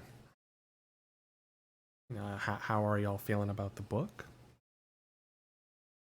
Any ideas for what we could put during the vocal break so I'm not talking the entire time during my vocal break where I'm supposed to be resting the voice?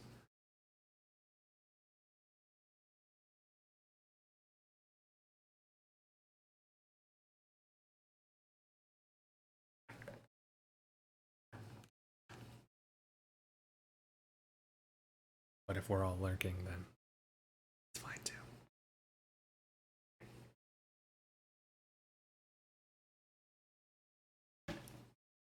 Because honestly, that's the whole point. You don't need to be active in a audio reading stream. I just wish that I had more, or like an audiobook, live audiobook kind of style stream. I just kind of wish I had made a plan for what to tide y'all over for while I was resting, instead of continuing to talk about stuff like this when I should be resting.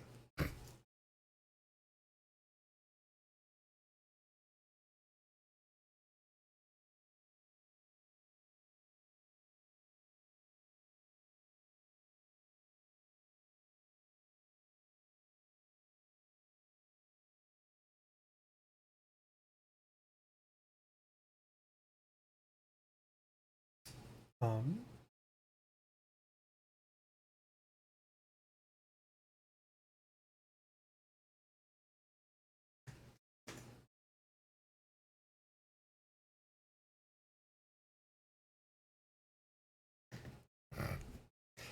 yeah, I don't know if I'm gonna be able to share this. Hold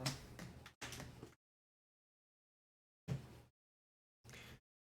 Might as well.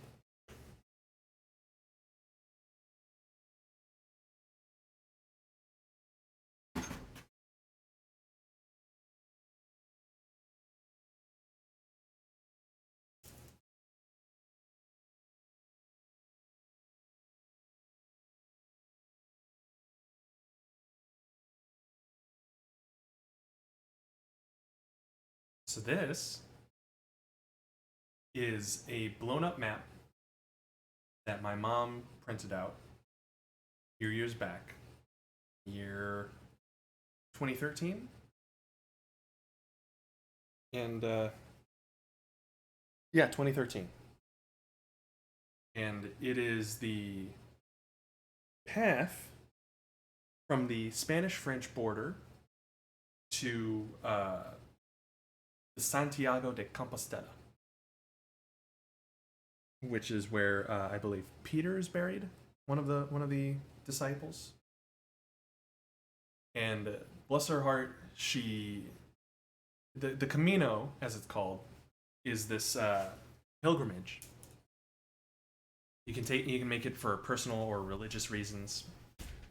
Find yourself, that kind of thing.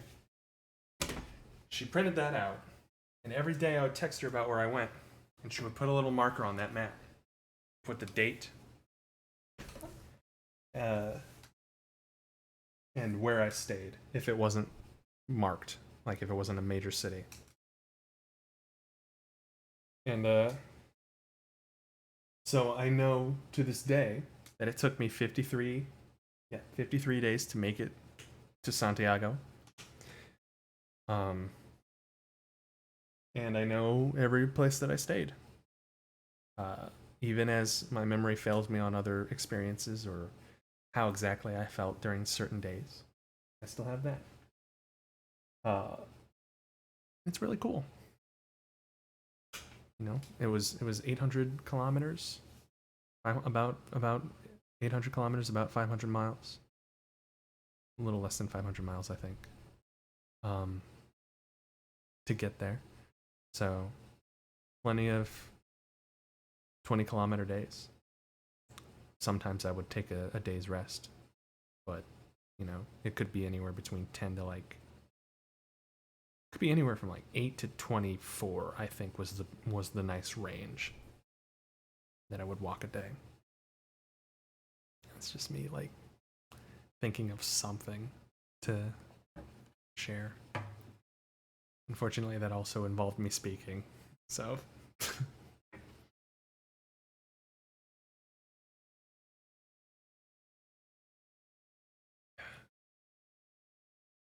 but it was a fun experience. I definitely recommend it.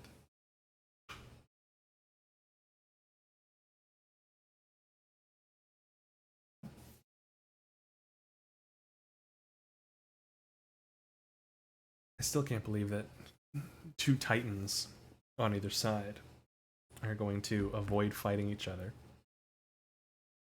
And that half of that book was recounting the tale of Bellerophon.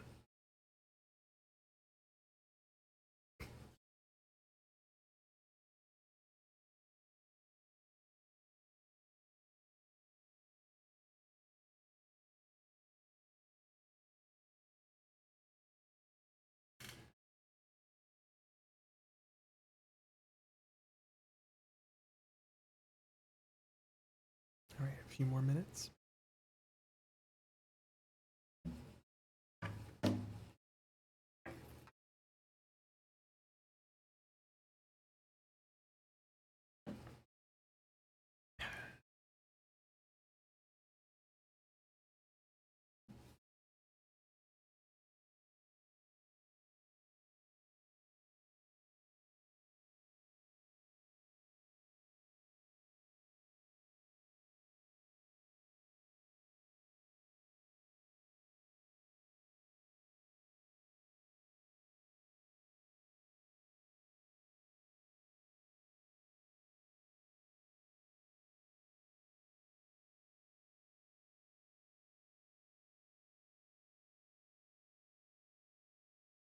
I think I'll go ahead and switch back over so I don't forget.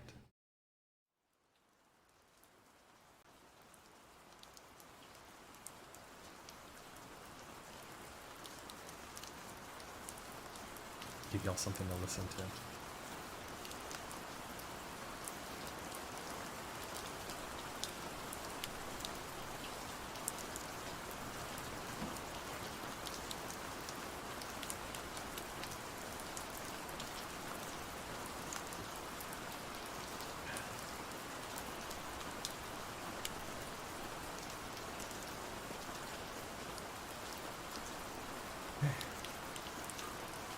I think that's good enough.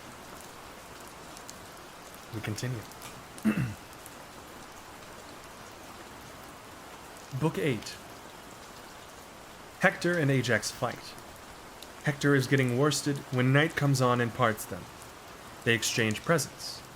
The burial of the dead and the building of a wall round their ships by the Achaeans. The Achaeans buy their wine of Agamemnon and Menelaus.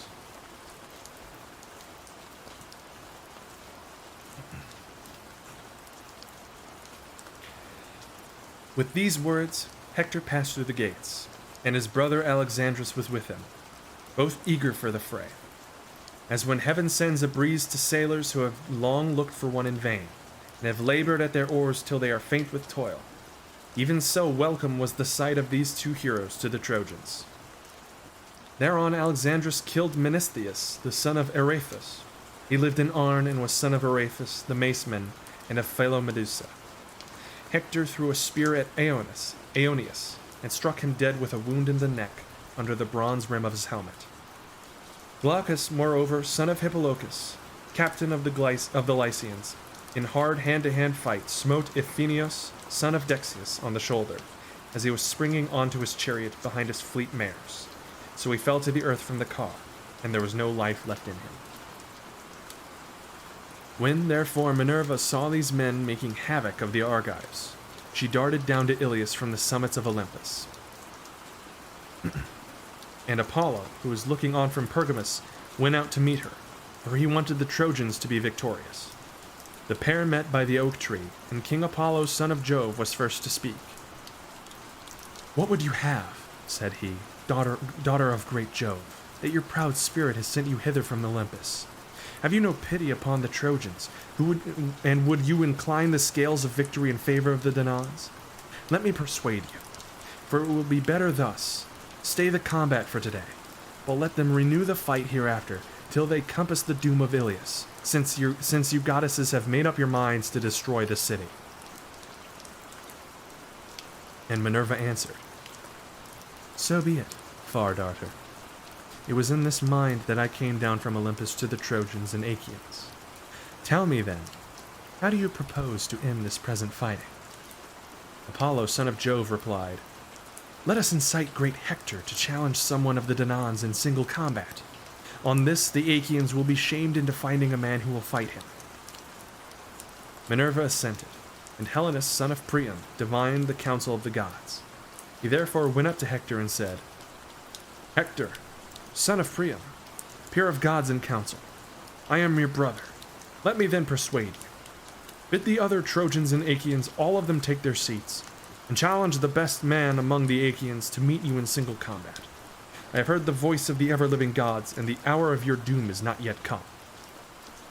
I'm just imagining a giant battle happening, and then people going, wait, sit down. Me and you. Just us. Hector was glad when he heard this saying, and went in among the Trojans, grasping his spear by the middle to hold them back, and they all sat down. Agamemnon also bade the Achaeans be seated, but Minerva and Apollo, in the likeness of vultures, perched on Father Jove's high oak tree, proud of their men, and the ranks sat close ranged together, bristling with shield and helmet and spear.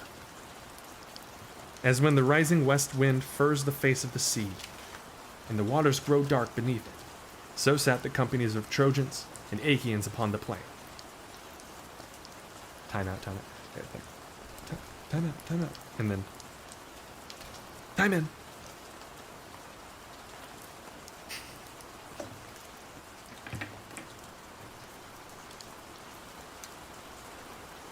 Utterly ridiculous.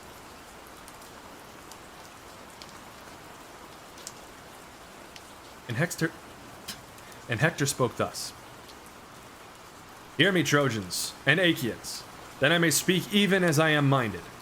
Jove on his high throne has brought our oaths and covenants to nothing, and foreshadows ill for both of us, till you either take the towers of Troy, or are yourselves vanquished at your ships. The princes of the Achaeans are here present in the midst of you. Let him, then, that will fight me stand forward as your champion against Hector. Thus I say, and may Jove be witness between us. If your champion slay me, let him strip me of my armor and take it to your ships. Or let him send my body home, that the Trojans and their wives may give me my dues of fire when I am dead. In like manner, if Apollo vouchsafe me glory and I slay your champion, I will strip him of his armor and take it to the city of Ilius, where I will hang it to the temple of Apollo.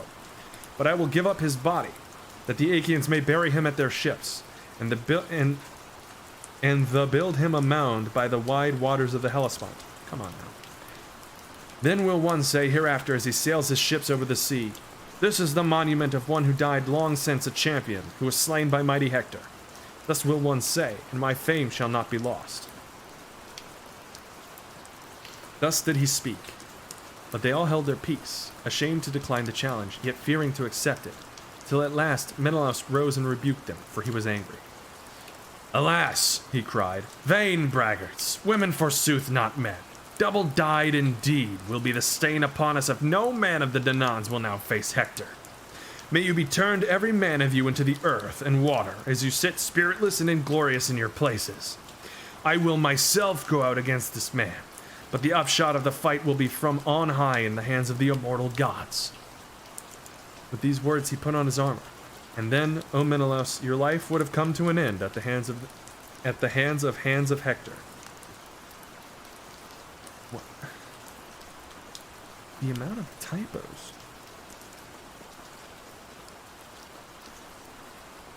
Good lord. For he was far better than man, had not the princes of the Achaeans sprung upon you and checked you. King Agamemnon caught him by the right hand and said, "Menelaus, you are mad. A truce to this folly. Be patient in spite of passion. Do not think of fighting a man so much stronger than yourself as Hector, son of Priam, who is feared by many another as well as you. Even Achilles, who is far more doughty than you are, shrank from meeting him in battle. Sit down, your own people, and the Achaeans will send some other champion to fight Hector. Fearless and fond of battle though he be, I ween his knees will bend gladly under him if he comes out alive from the hurly-burly of this fight." That's another one. Hurly-burly. Hurly-burly? Really? That's the, like, what word are you, like, or phrase or anything are you translating from Homer? You're repeatedly using the words hurly-burly. It's so odd. It's so weird. I don't understand. With these words of reasonable counsel, he persuaded his brother, whereon his squires gladly stripped the armor from off his shoulders. Then Nestor rose and spoke. "Of a truth," said he, "the Achaean land is falled upon evil times. The old knight Peleus, counselor and orator among the Myrmidons, loved when I was in his house to question me concerning the race and lineage of all the Argives.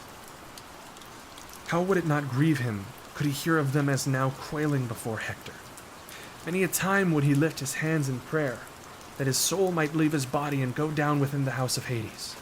Would, by Father Jove, Minerva, and Apollo, that I were still young and strong, as when the Pylians and Arcadians were gathered in sight by the rapid river Celadon under the walls of Phia, and round about the waters of the river Iardanus. The godlike hero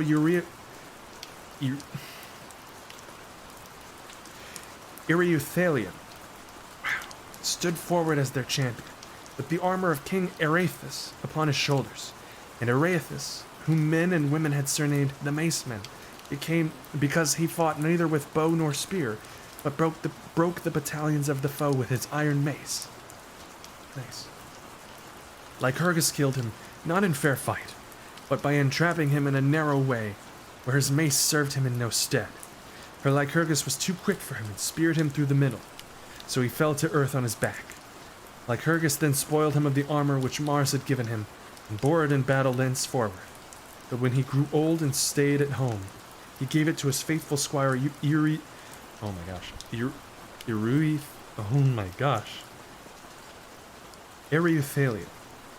God. Who, in this same armor, challenged the foremost men among us. The others quaked and quailed, but my high spirit bade me fight him, though none other would venture. I was the youngest man of them all, but when I fought him, Minerva vouchsafed my victory. He was the biggest and strongest man that ever I killed, and covered much ground as he lay sprawling upon the earth. Would that I were still young and strong as I then was, for the son of Priam would then soon find one who would face him. But you, foremost among the whole host though you be, have none of you any stomach for fighting Hector." To be fair, I wouldn't want to die either.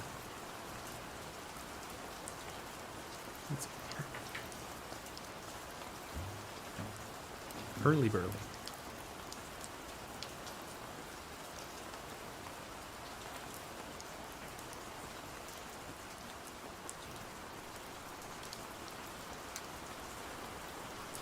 Thus did the old man rebuke them, and forthwith 9 men started to their feet. Foremost of all uprose King Agamemnon, and after them brave Diomed the son of Tydeus. Next were the two Ajaxes, men clothed in valor as with a garment, and then Idomeneus and Meriones, his brother in arms. After these, Eurypylus, son of Euaemon, Thoas the son of Andramon, and Ulysses also rose. Then Nestor, knight of Gerene, again spoke, saying, "Cast lots among you, to see who shall be chosen. If he come alive out of this fight, he will have done good service alike to his own soul and to the Achaeans." Thus he spoke, and when each of them had marked his lot, and had thrown it into the helmet of Agamemnon son of Atreus, the people lifted their hands in prayer. And thus would one of them say as he looked into the vault of heaven, "Father Jove, grant that the lot fall on Ajax, or on the son of Tydeus, or upon the king of rich Mycene himself." As they were speaking, Nestor, knight of Gerene, shook the helmet, and from it there fell the very lot which they wanted, the lot of Ajax. The herald bore it about and showed it to all the chieftains of the Achaeans, going from left to right, but they none of them owned it. When, however, in due course he reached the man who had written upon it and had put it into the helmet, brave Ajax held out his hand, and the herald gave him the lot. When Ajax saw his mark, he knew it and was glad. He threw it to the ground and said, "My friends, the lot is mine, and I rejoice, for I shall vanquish Hector. I will put on my armor meanwhile. Pray to King Jove in silence among yourselves that the Trojans may not hear you. Or aloud if you will, for we fear no man.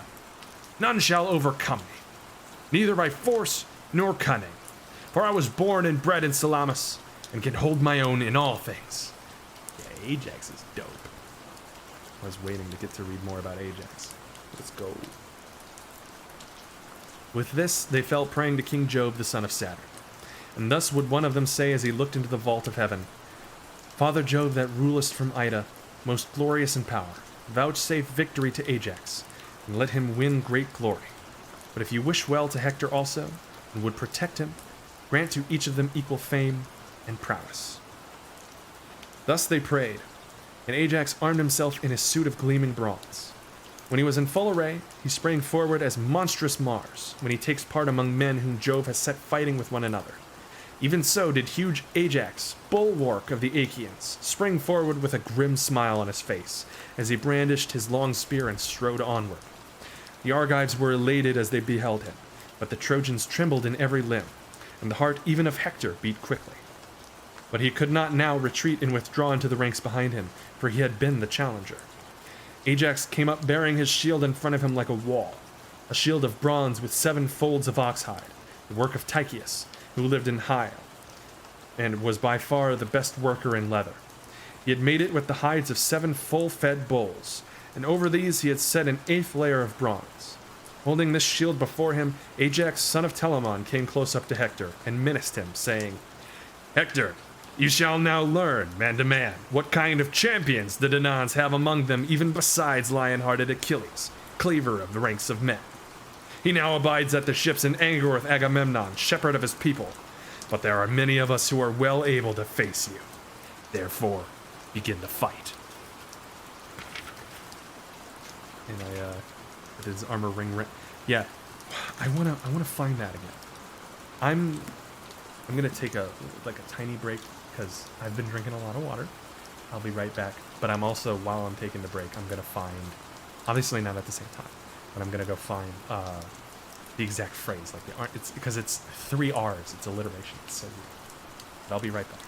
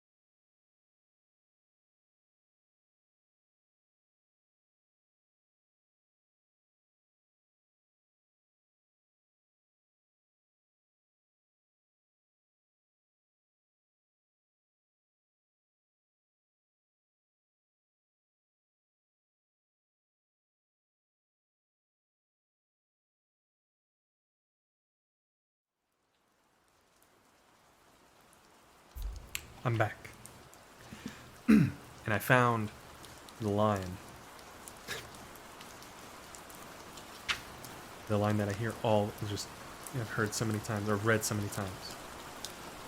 It struck him between the shoulders and went right through his chest, so that he fell headlong, and his armor rang rattling round him.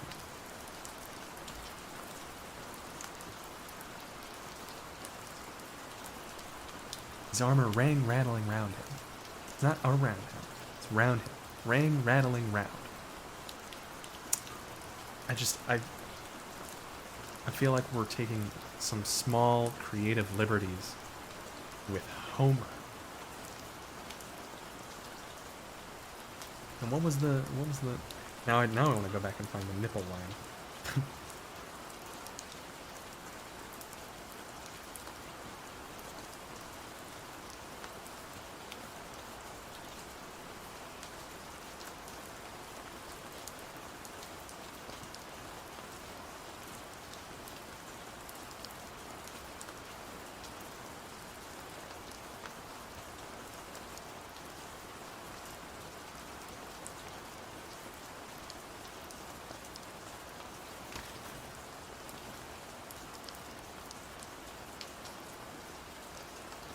I really want to find it.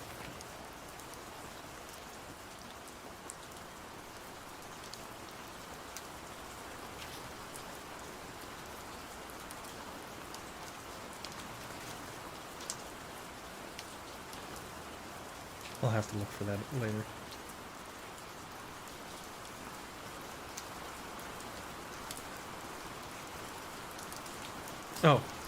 Oh, it was just Thoas of Attilius struck him in the chest near the nipple.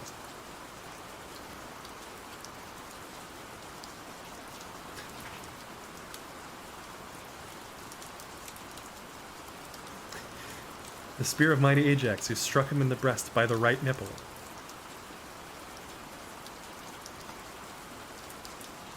Like...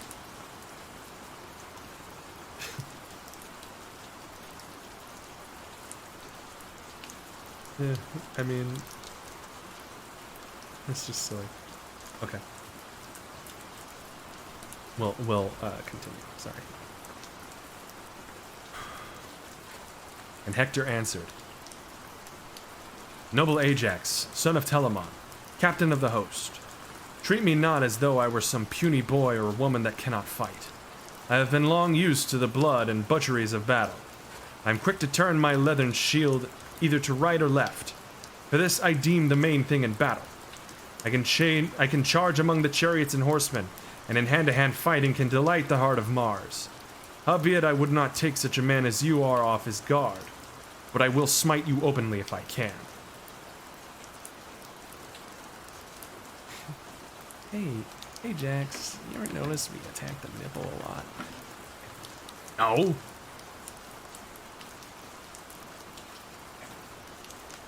Look, we're aiming for the heart, okay? It happens. Don't look at me like that.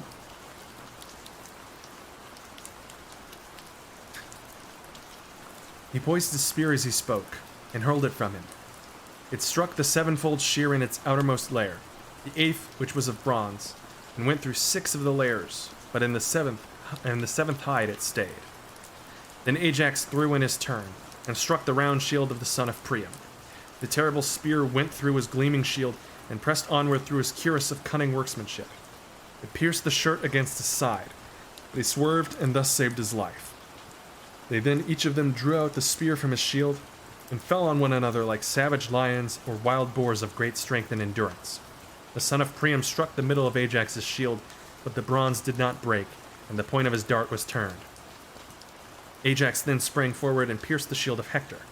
The spear went through it and staggered him as he was springing forward to attack. It gashed his neck, and the blood came pouring from the wound. But even so, Hector did not cease fighting. He gave ground, and with his brawny hand seized a stone, rugged and huge, that was lying upon the plain. With this, he struck the shield of Ajax on the boss that was in its middle, so that the bronze rang again. But Ajax in turn caught up a far larger stone, swung it aloft, and hurled it with the prodigious force. This millstone of a rock broke Hector's shield inwards, and threw him down on his back, with the shield crushing him under it. But Apollo raised him at once. Thereon they would have hacked at one another in close combat with their swords, had not heralds, messengers of gods and men, came forward, one from the Trojans, the other from the Achaeans. Talthybius and Idaeus, both of them honorable men, these parted them with their staves, and the good herald Idaeus said, "My sons, fight no longer. You are both of you valiant, and both are dear to Jove. We know this. But night is now falling, and the behests of night may not be well gainsaid." Ajax, son of Telamon, answered, "Idaeus, bid Hector say so, for it was he that challenged our princes. Let him speak first, and I will accept his saying." Then Hector said, "Ajax, heaven has vouchsafed you stature and strength, and judgment, and in wielding the spear you excel all others of the Achaeans. Let us for this day cease fighting. Hereafter we will fight anew till heaven decide between us, and give victory to one or to the other. Night is now falling, and the behests of night may not be well gainsaid. Gladden, then, the hearts of the Achaeans at your ships, and more especially those of your own followers and clansmen, while I in the great city of King Priam bring comfort to the Trojans and their women, who vie with one another in their prayers on my behalf. Let us moreover exchange presents, that it may be said among the Achaeans and Trojans, they fought with might and main, but were reconciled and parted in friendship." I bet Hector was like, "Thankfully we're taking a break." On this, he gave Ajax a silver-studded sword, with its sheath and leathern baldric, and in return Ajax gave him a girdle dyed with purple. Thus they parted, the one going to the host of the Achaeans, and the other to that of the Trojans, who rejoiced when they saw their hero come to them safe and unharmed from the strong hands of mighty Ajax. They led him, therefore, to the city as one that had been saved beyond their hopes. On the other side, the Achaeans brought Ajax elated with victory to Agamemnon. When they reached the quarters of the son of Atreus, Agamemnon sacrificed for them a 5-year-old bull in honor of Jove, the son of Saturn. They flayed the carcass, made it ready, and divided it into joints. These they cut carefully up into smaller pieces, putting them on the spits, roasting them sufficiently, and then drawing them off. When they had done all this and had prepared the feast, they ate it, and every man had his full and equal share, so that all were satisfied. And King Agamemnon gave Ajax some slices cut lengthways down the loin, as a mark of special honor. As soon as they had had enough to eat and drink, old Nestor, whose counsel was ever truest, began to speak, with all sincerity and goodwill. Therefore he addressed them thus: "Son of Atreus, and other chieftains, inasmuch as many of the Achaeans are now dead, whose blood Mars has shed by the banks of the Scamander, and their souls have gone down to the house of Hades, it will be well, when morning comes, that we should cease fighting. We will then wheel our dead together with oxen and mules, and burn them not far from the ships, that when we sail hence we may take the bones of our comrades home to their children. Hard by the funeral pyre we will build a barrow that shall be raised from the plain for all in common.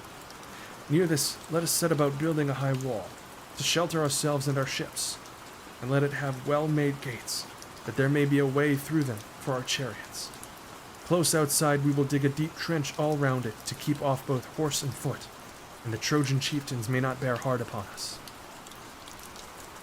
Thus he spoke, and the princess and the princes shouted in applause.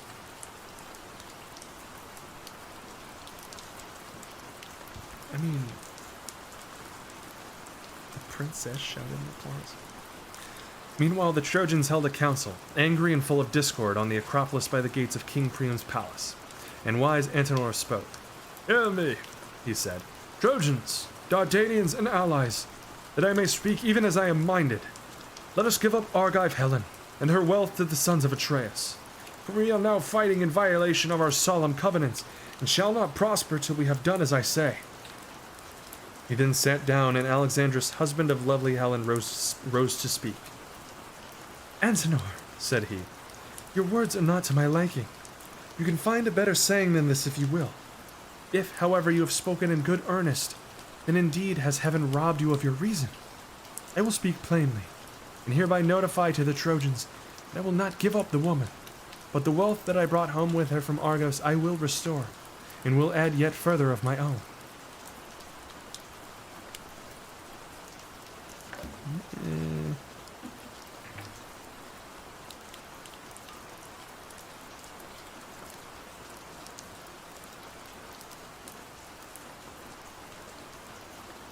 On this, when Paris had spoken and taken his seat, Priam of the race of Dardanus, peer of God in council, rose with all sincerity and goodwill addressed them thus. Hear me, Trojans, Dardanians, and allies, that I may speak even as I am minded. Get your suppers now as hitherto throughout the city, but keep your watches and be wakeful. At daybreak let Aeneas go to the ships, and tell Agamemnon and Menelaus, sons of Atreus, the saying of Alexandrus, through whom this quarrel has come about. And let him also be instant with them, that they now cease fighting till we burn our dead. Hereafter we will fight anew, till heaven decide between us and give victory to one or to the other. Thus did he speak, and they did even as he had said. They took supper in their companies, and at daybreak Idaeus went his way to the ships. He found the Danaans, servants of Mars, in council at the stern of Agamemnon's ship, and took his place in the midst of them.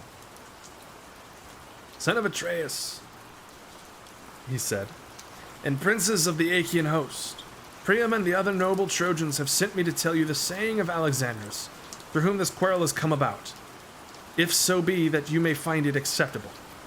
All the treasure he took with him in his ships to Troy, would that he had sooner perished, he will restore, and will add yet further of his own, but he will not give up the wedded wife of Menelaus, though the Trojans would have him do so. Priam bade me inquire further if you will cease fighting till we burn our dead. Hereafter we will fight anew, till heaven decide between us, and give victory to one or to the other. They all held their peace, but presently Diomed of the loud war cry spoke, saying, Let there be no taking, neither treasure, nor yet Helen. For even a child may see that the doom of the Trojans is at hand. The sons of the Achaeans shouted applause at the words that Diomed had spoken, and thereon King Agamemnon said to Idaeus, Idaeus, you have heard the answer the Achaeans make you, and I with them. But as concerning the dead, I give you leave to burn them. For when men are once dead, there should be no grudging them the rights of fire. Let Jove, the mighty husband of Juno, be witness to this covenant. As he spoke, he upheld his scepter in the sight of all the gods, and Idaeus went back to the strong city of Ilias. The Trojans and Dardanians were gathered in council waiting his return. When he came, he stood in their midst and delivered his message. As soon as they heard it, they set about their twofold labor, some to gather the corpses, and others to bring in wood. The Argives, on their part, also hastened from their ships, some to gather the corpses, and others to bring in wood. The sun was beginning to beat upon the fields, fresh risen into the vault of heaven, from the slow, still currents of deep Oceanus, when the two armies met. They could hardly recognize their dead, but they washed the clotted gore from off them, shed tears over them, and lifted them upon their wagons. Priam had forbidden the Trojans to wail aloud, so they heaped their dead sadly and silently upon the pyre, and having burned them, went back to the city of Ilias. The Achaeans in like manner heaped their dead sadly and silently on the pyre, and having burned them, went back to their ships. Now in the twilight, when it was not yet dawn, chosen bands of the Achaeans were gathered round the pyre and built one barrow that was raised in common for all. And hard by this they built a high wall to shelter themselves and their ships. They gave it strong gates, that there might be a way through them for their chariots. And close outside it, they dug a trench deep and wide. They planted it within with stakes. Thus did the Achaeans toil, and the gods, seated by the side of Jove, the lord of lightning, marveled at their great work. But Neptune, lord of the earthquake, spoke, saying, Wouldn't it be a dick move? I'm just kidding. Father Jove, what mortal in the whole world will again take the gods into this council? See you not how the Achaeans have built a wall about their ships, and driven a trench all round it, without offering hecatombs to the gods? The fame of this wall will reach as far as dawn itself, and men will no longer think anything of the one which Phoebus Apollo and myself built with so much labor for Laomedon. Jove was displeased and answered, What, O shaker of the earth, are you talking about? A god less powerful than yourself might be alarmed at what they are doing. but your fame reaches as far as dawn itself. Surely when the Achaeans have gone home with their ships, you can shatter their wall and fling it into the sea.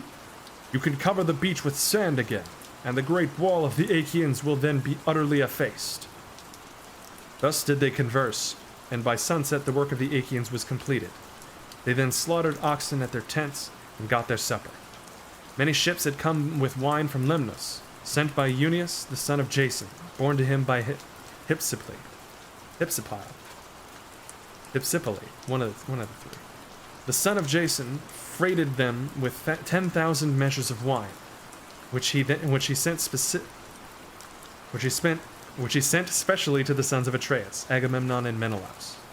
From this supply the Achaeans bought their wine, some with bronze, some with iron, some with hides, some with whole heifers, and some again with captives. They spread a goodly banquet and feasted the whole night through, as also did the Trojans and their allies in the city. But all the time Jove boded them ill and roared with his portentous thunder. Pale fear got hold upon them, and they spilled the wine from their cups onto the ground, nor did any dare drink till he had made offerings to the most mighty son of Saturn. Then they laid themselves down to rest, and enjoyed the boon of sleep. And that is the end of Book 7. That will also be the end of Storytime Sunday. That being said, I have been known to just jump into other stuff. I don't feel like in the stream.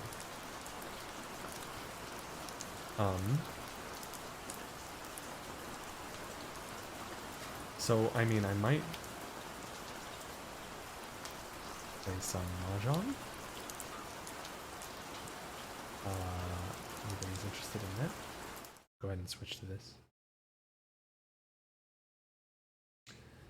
And I think for posterity's sake, I'll also go ahead and end the stream for now, but I'll start it back up.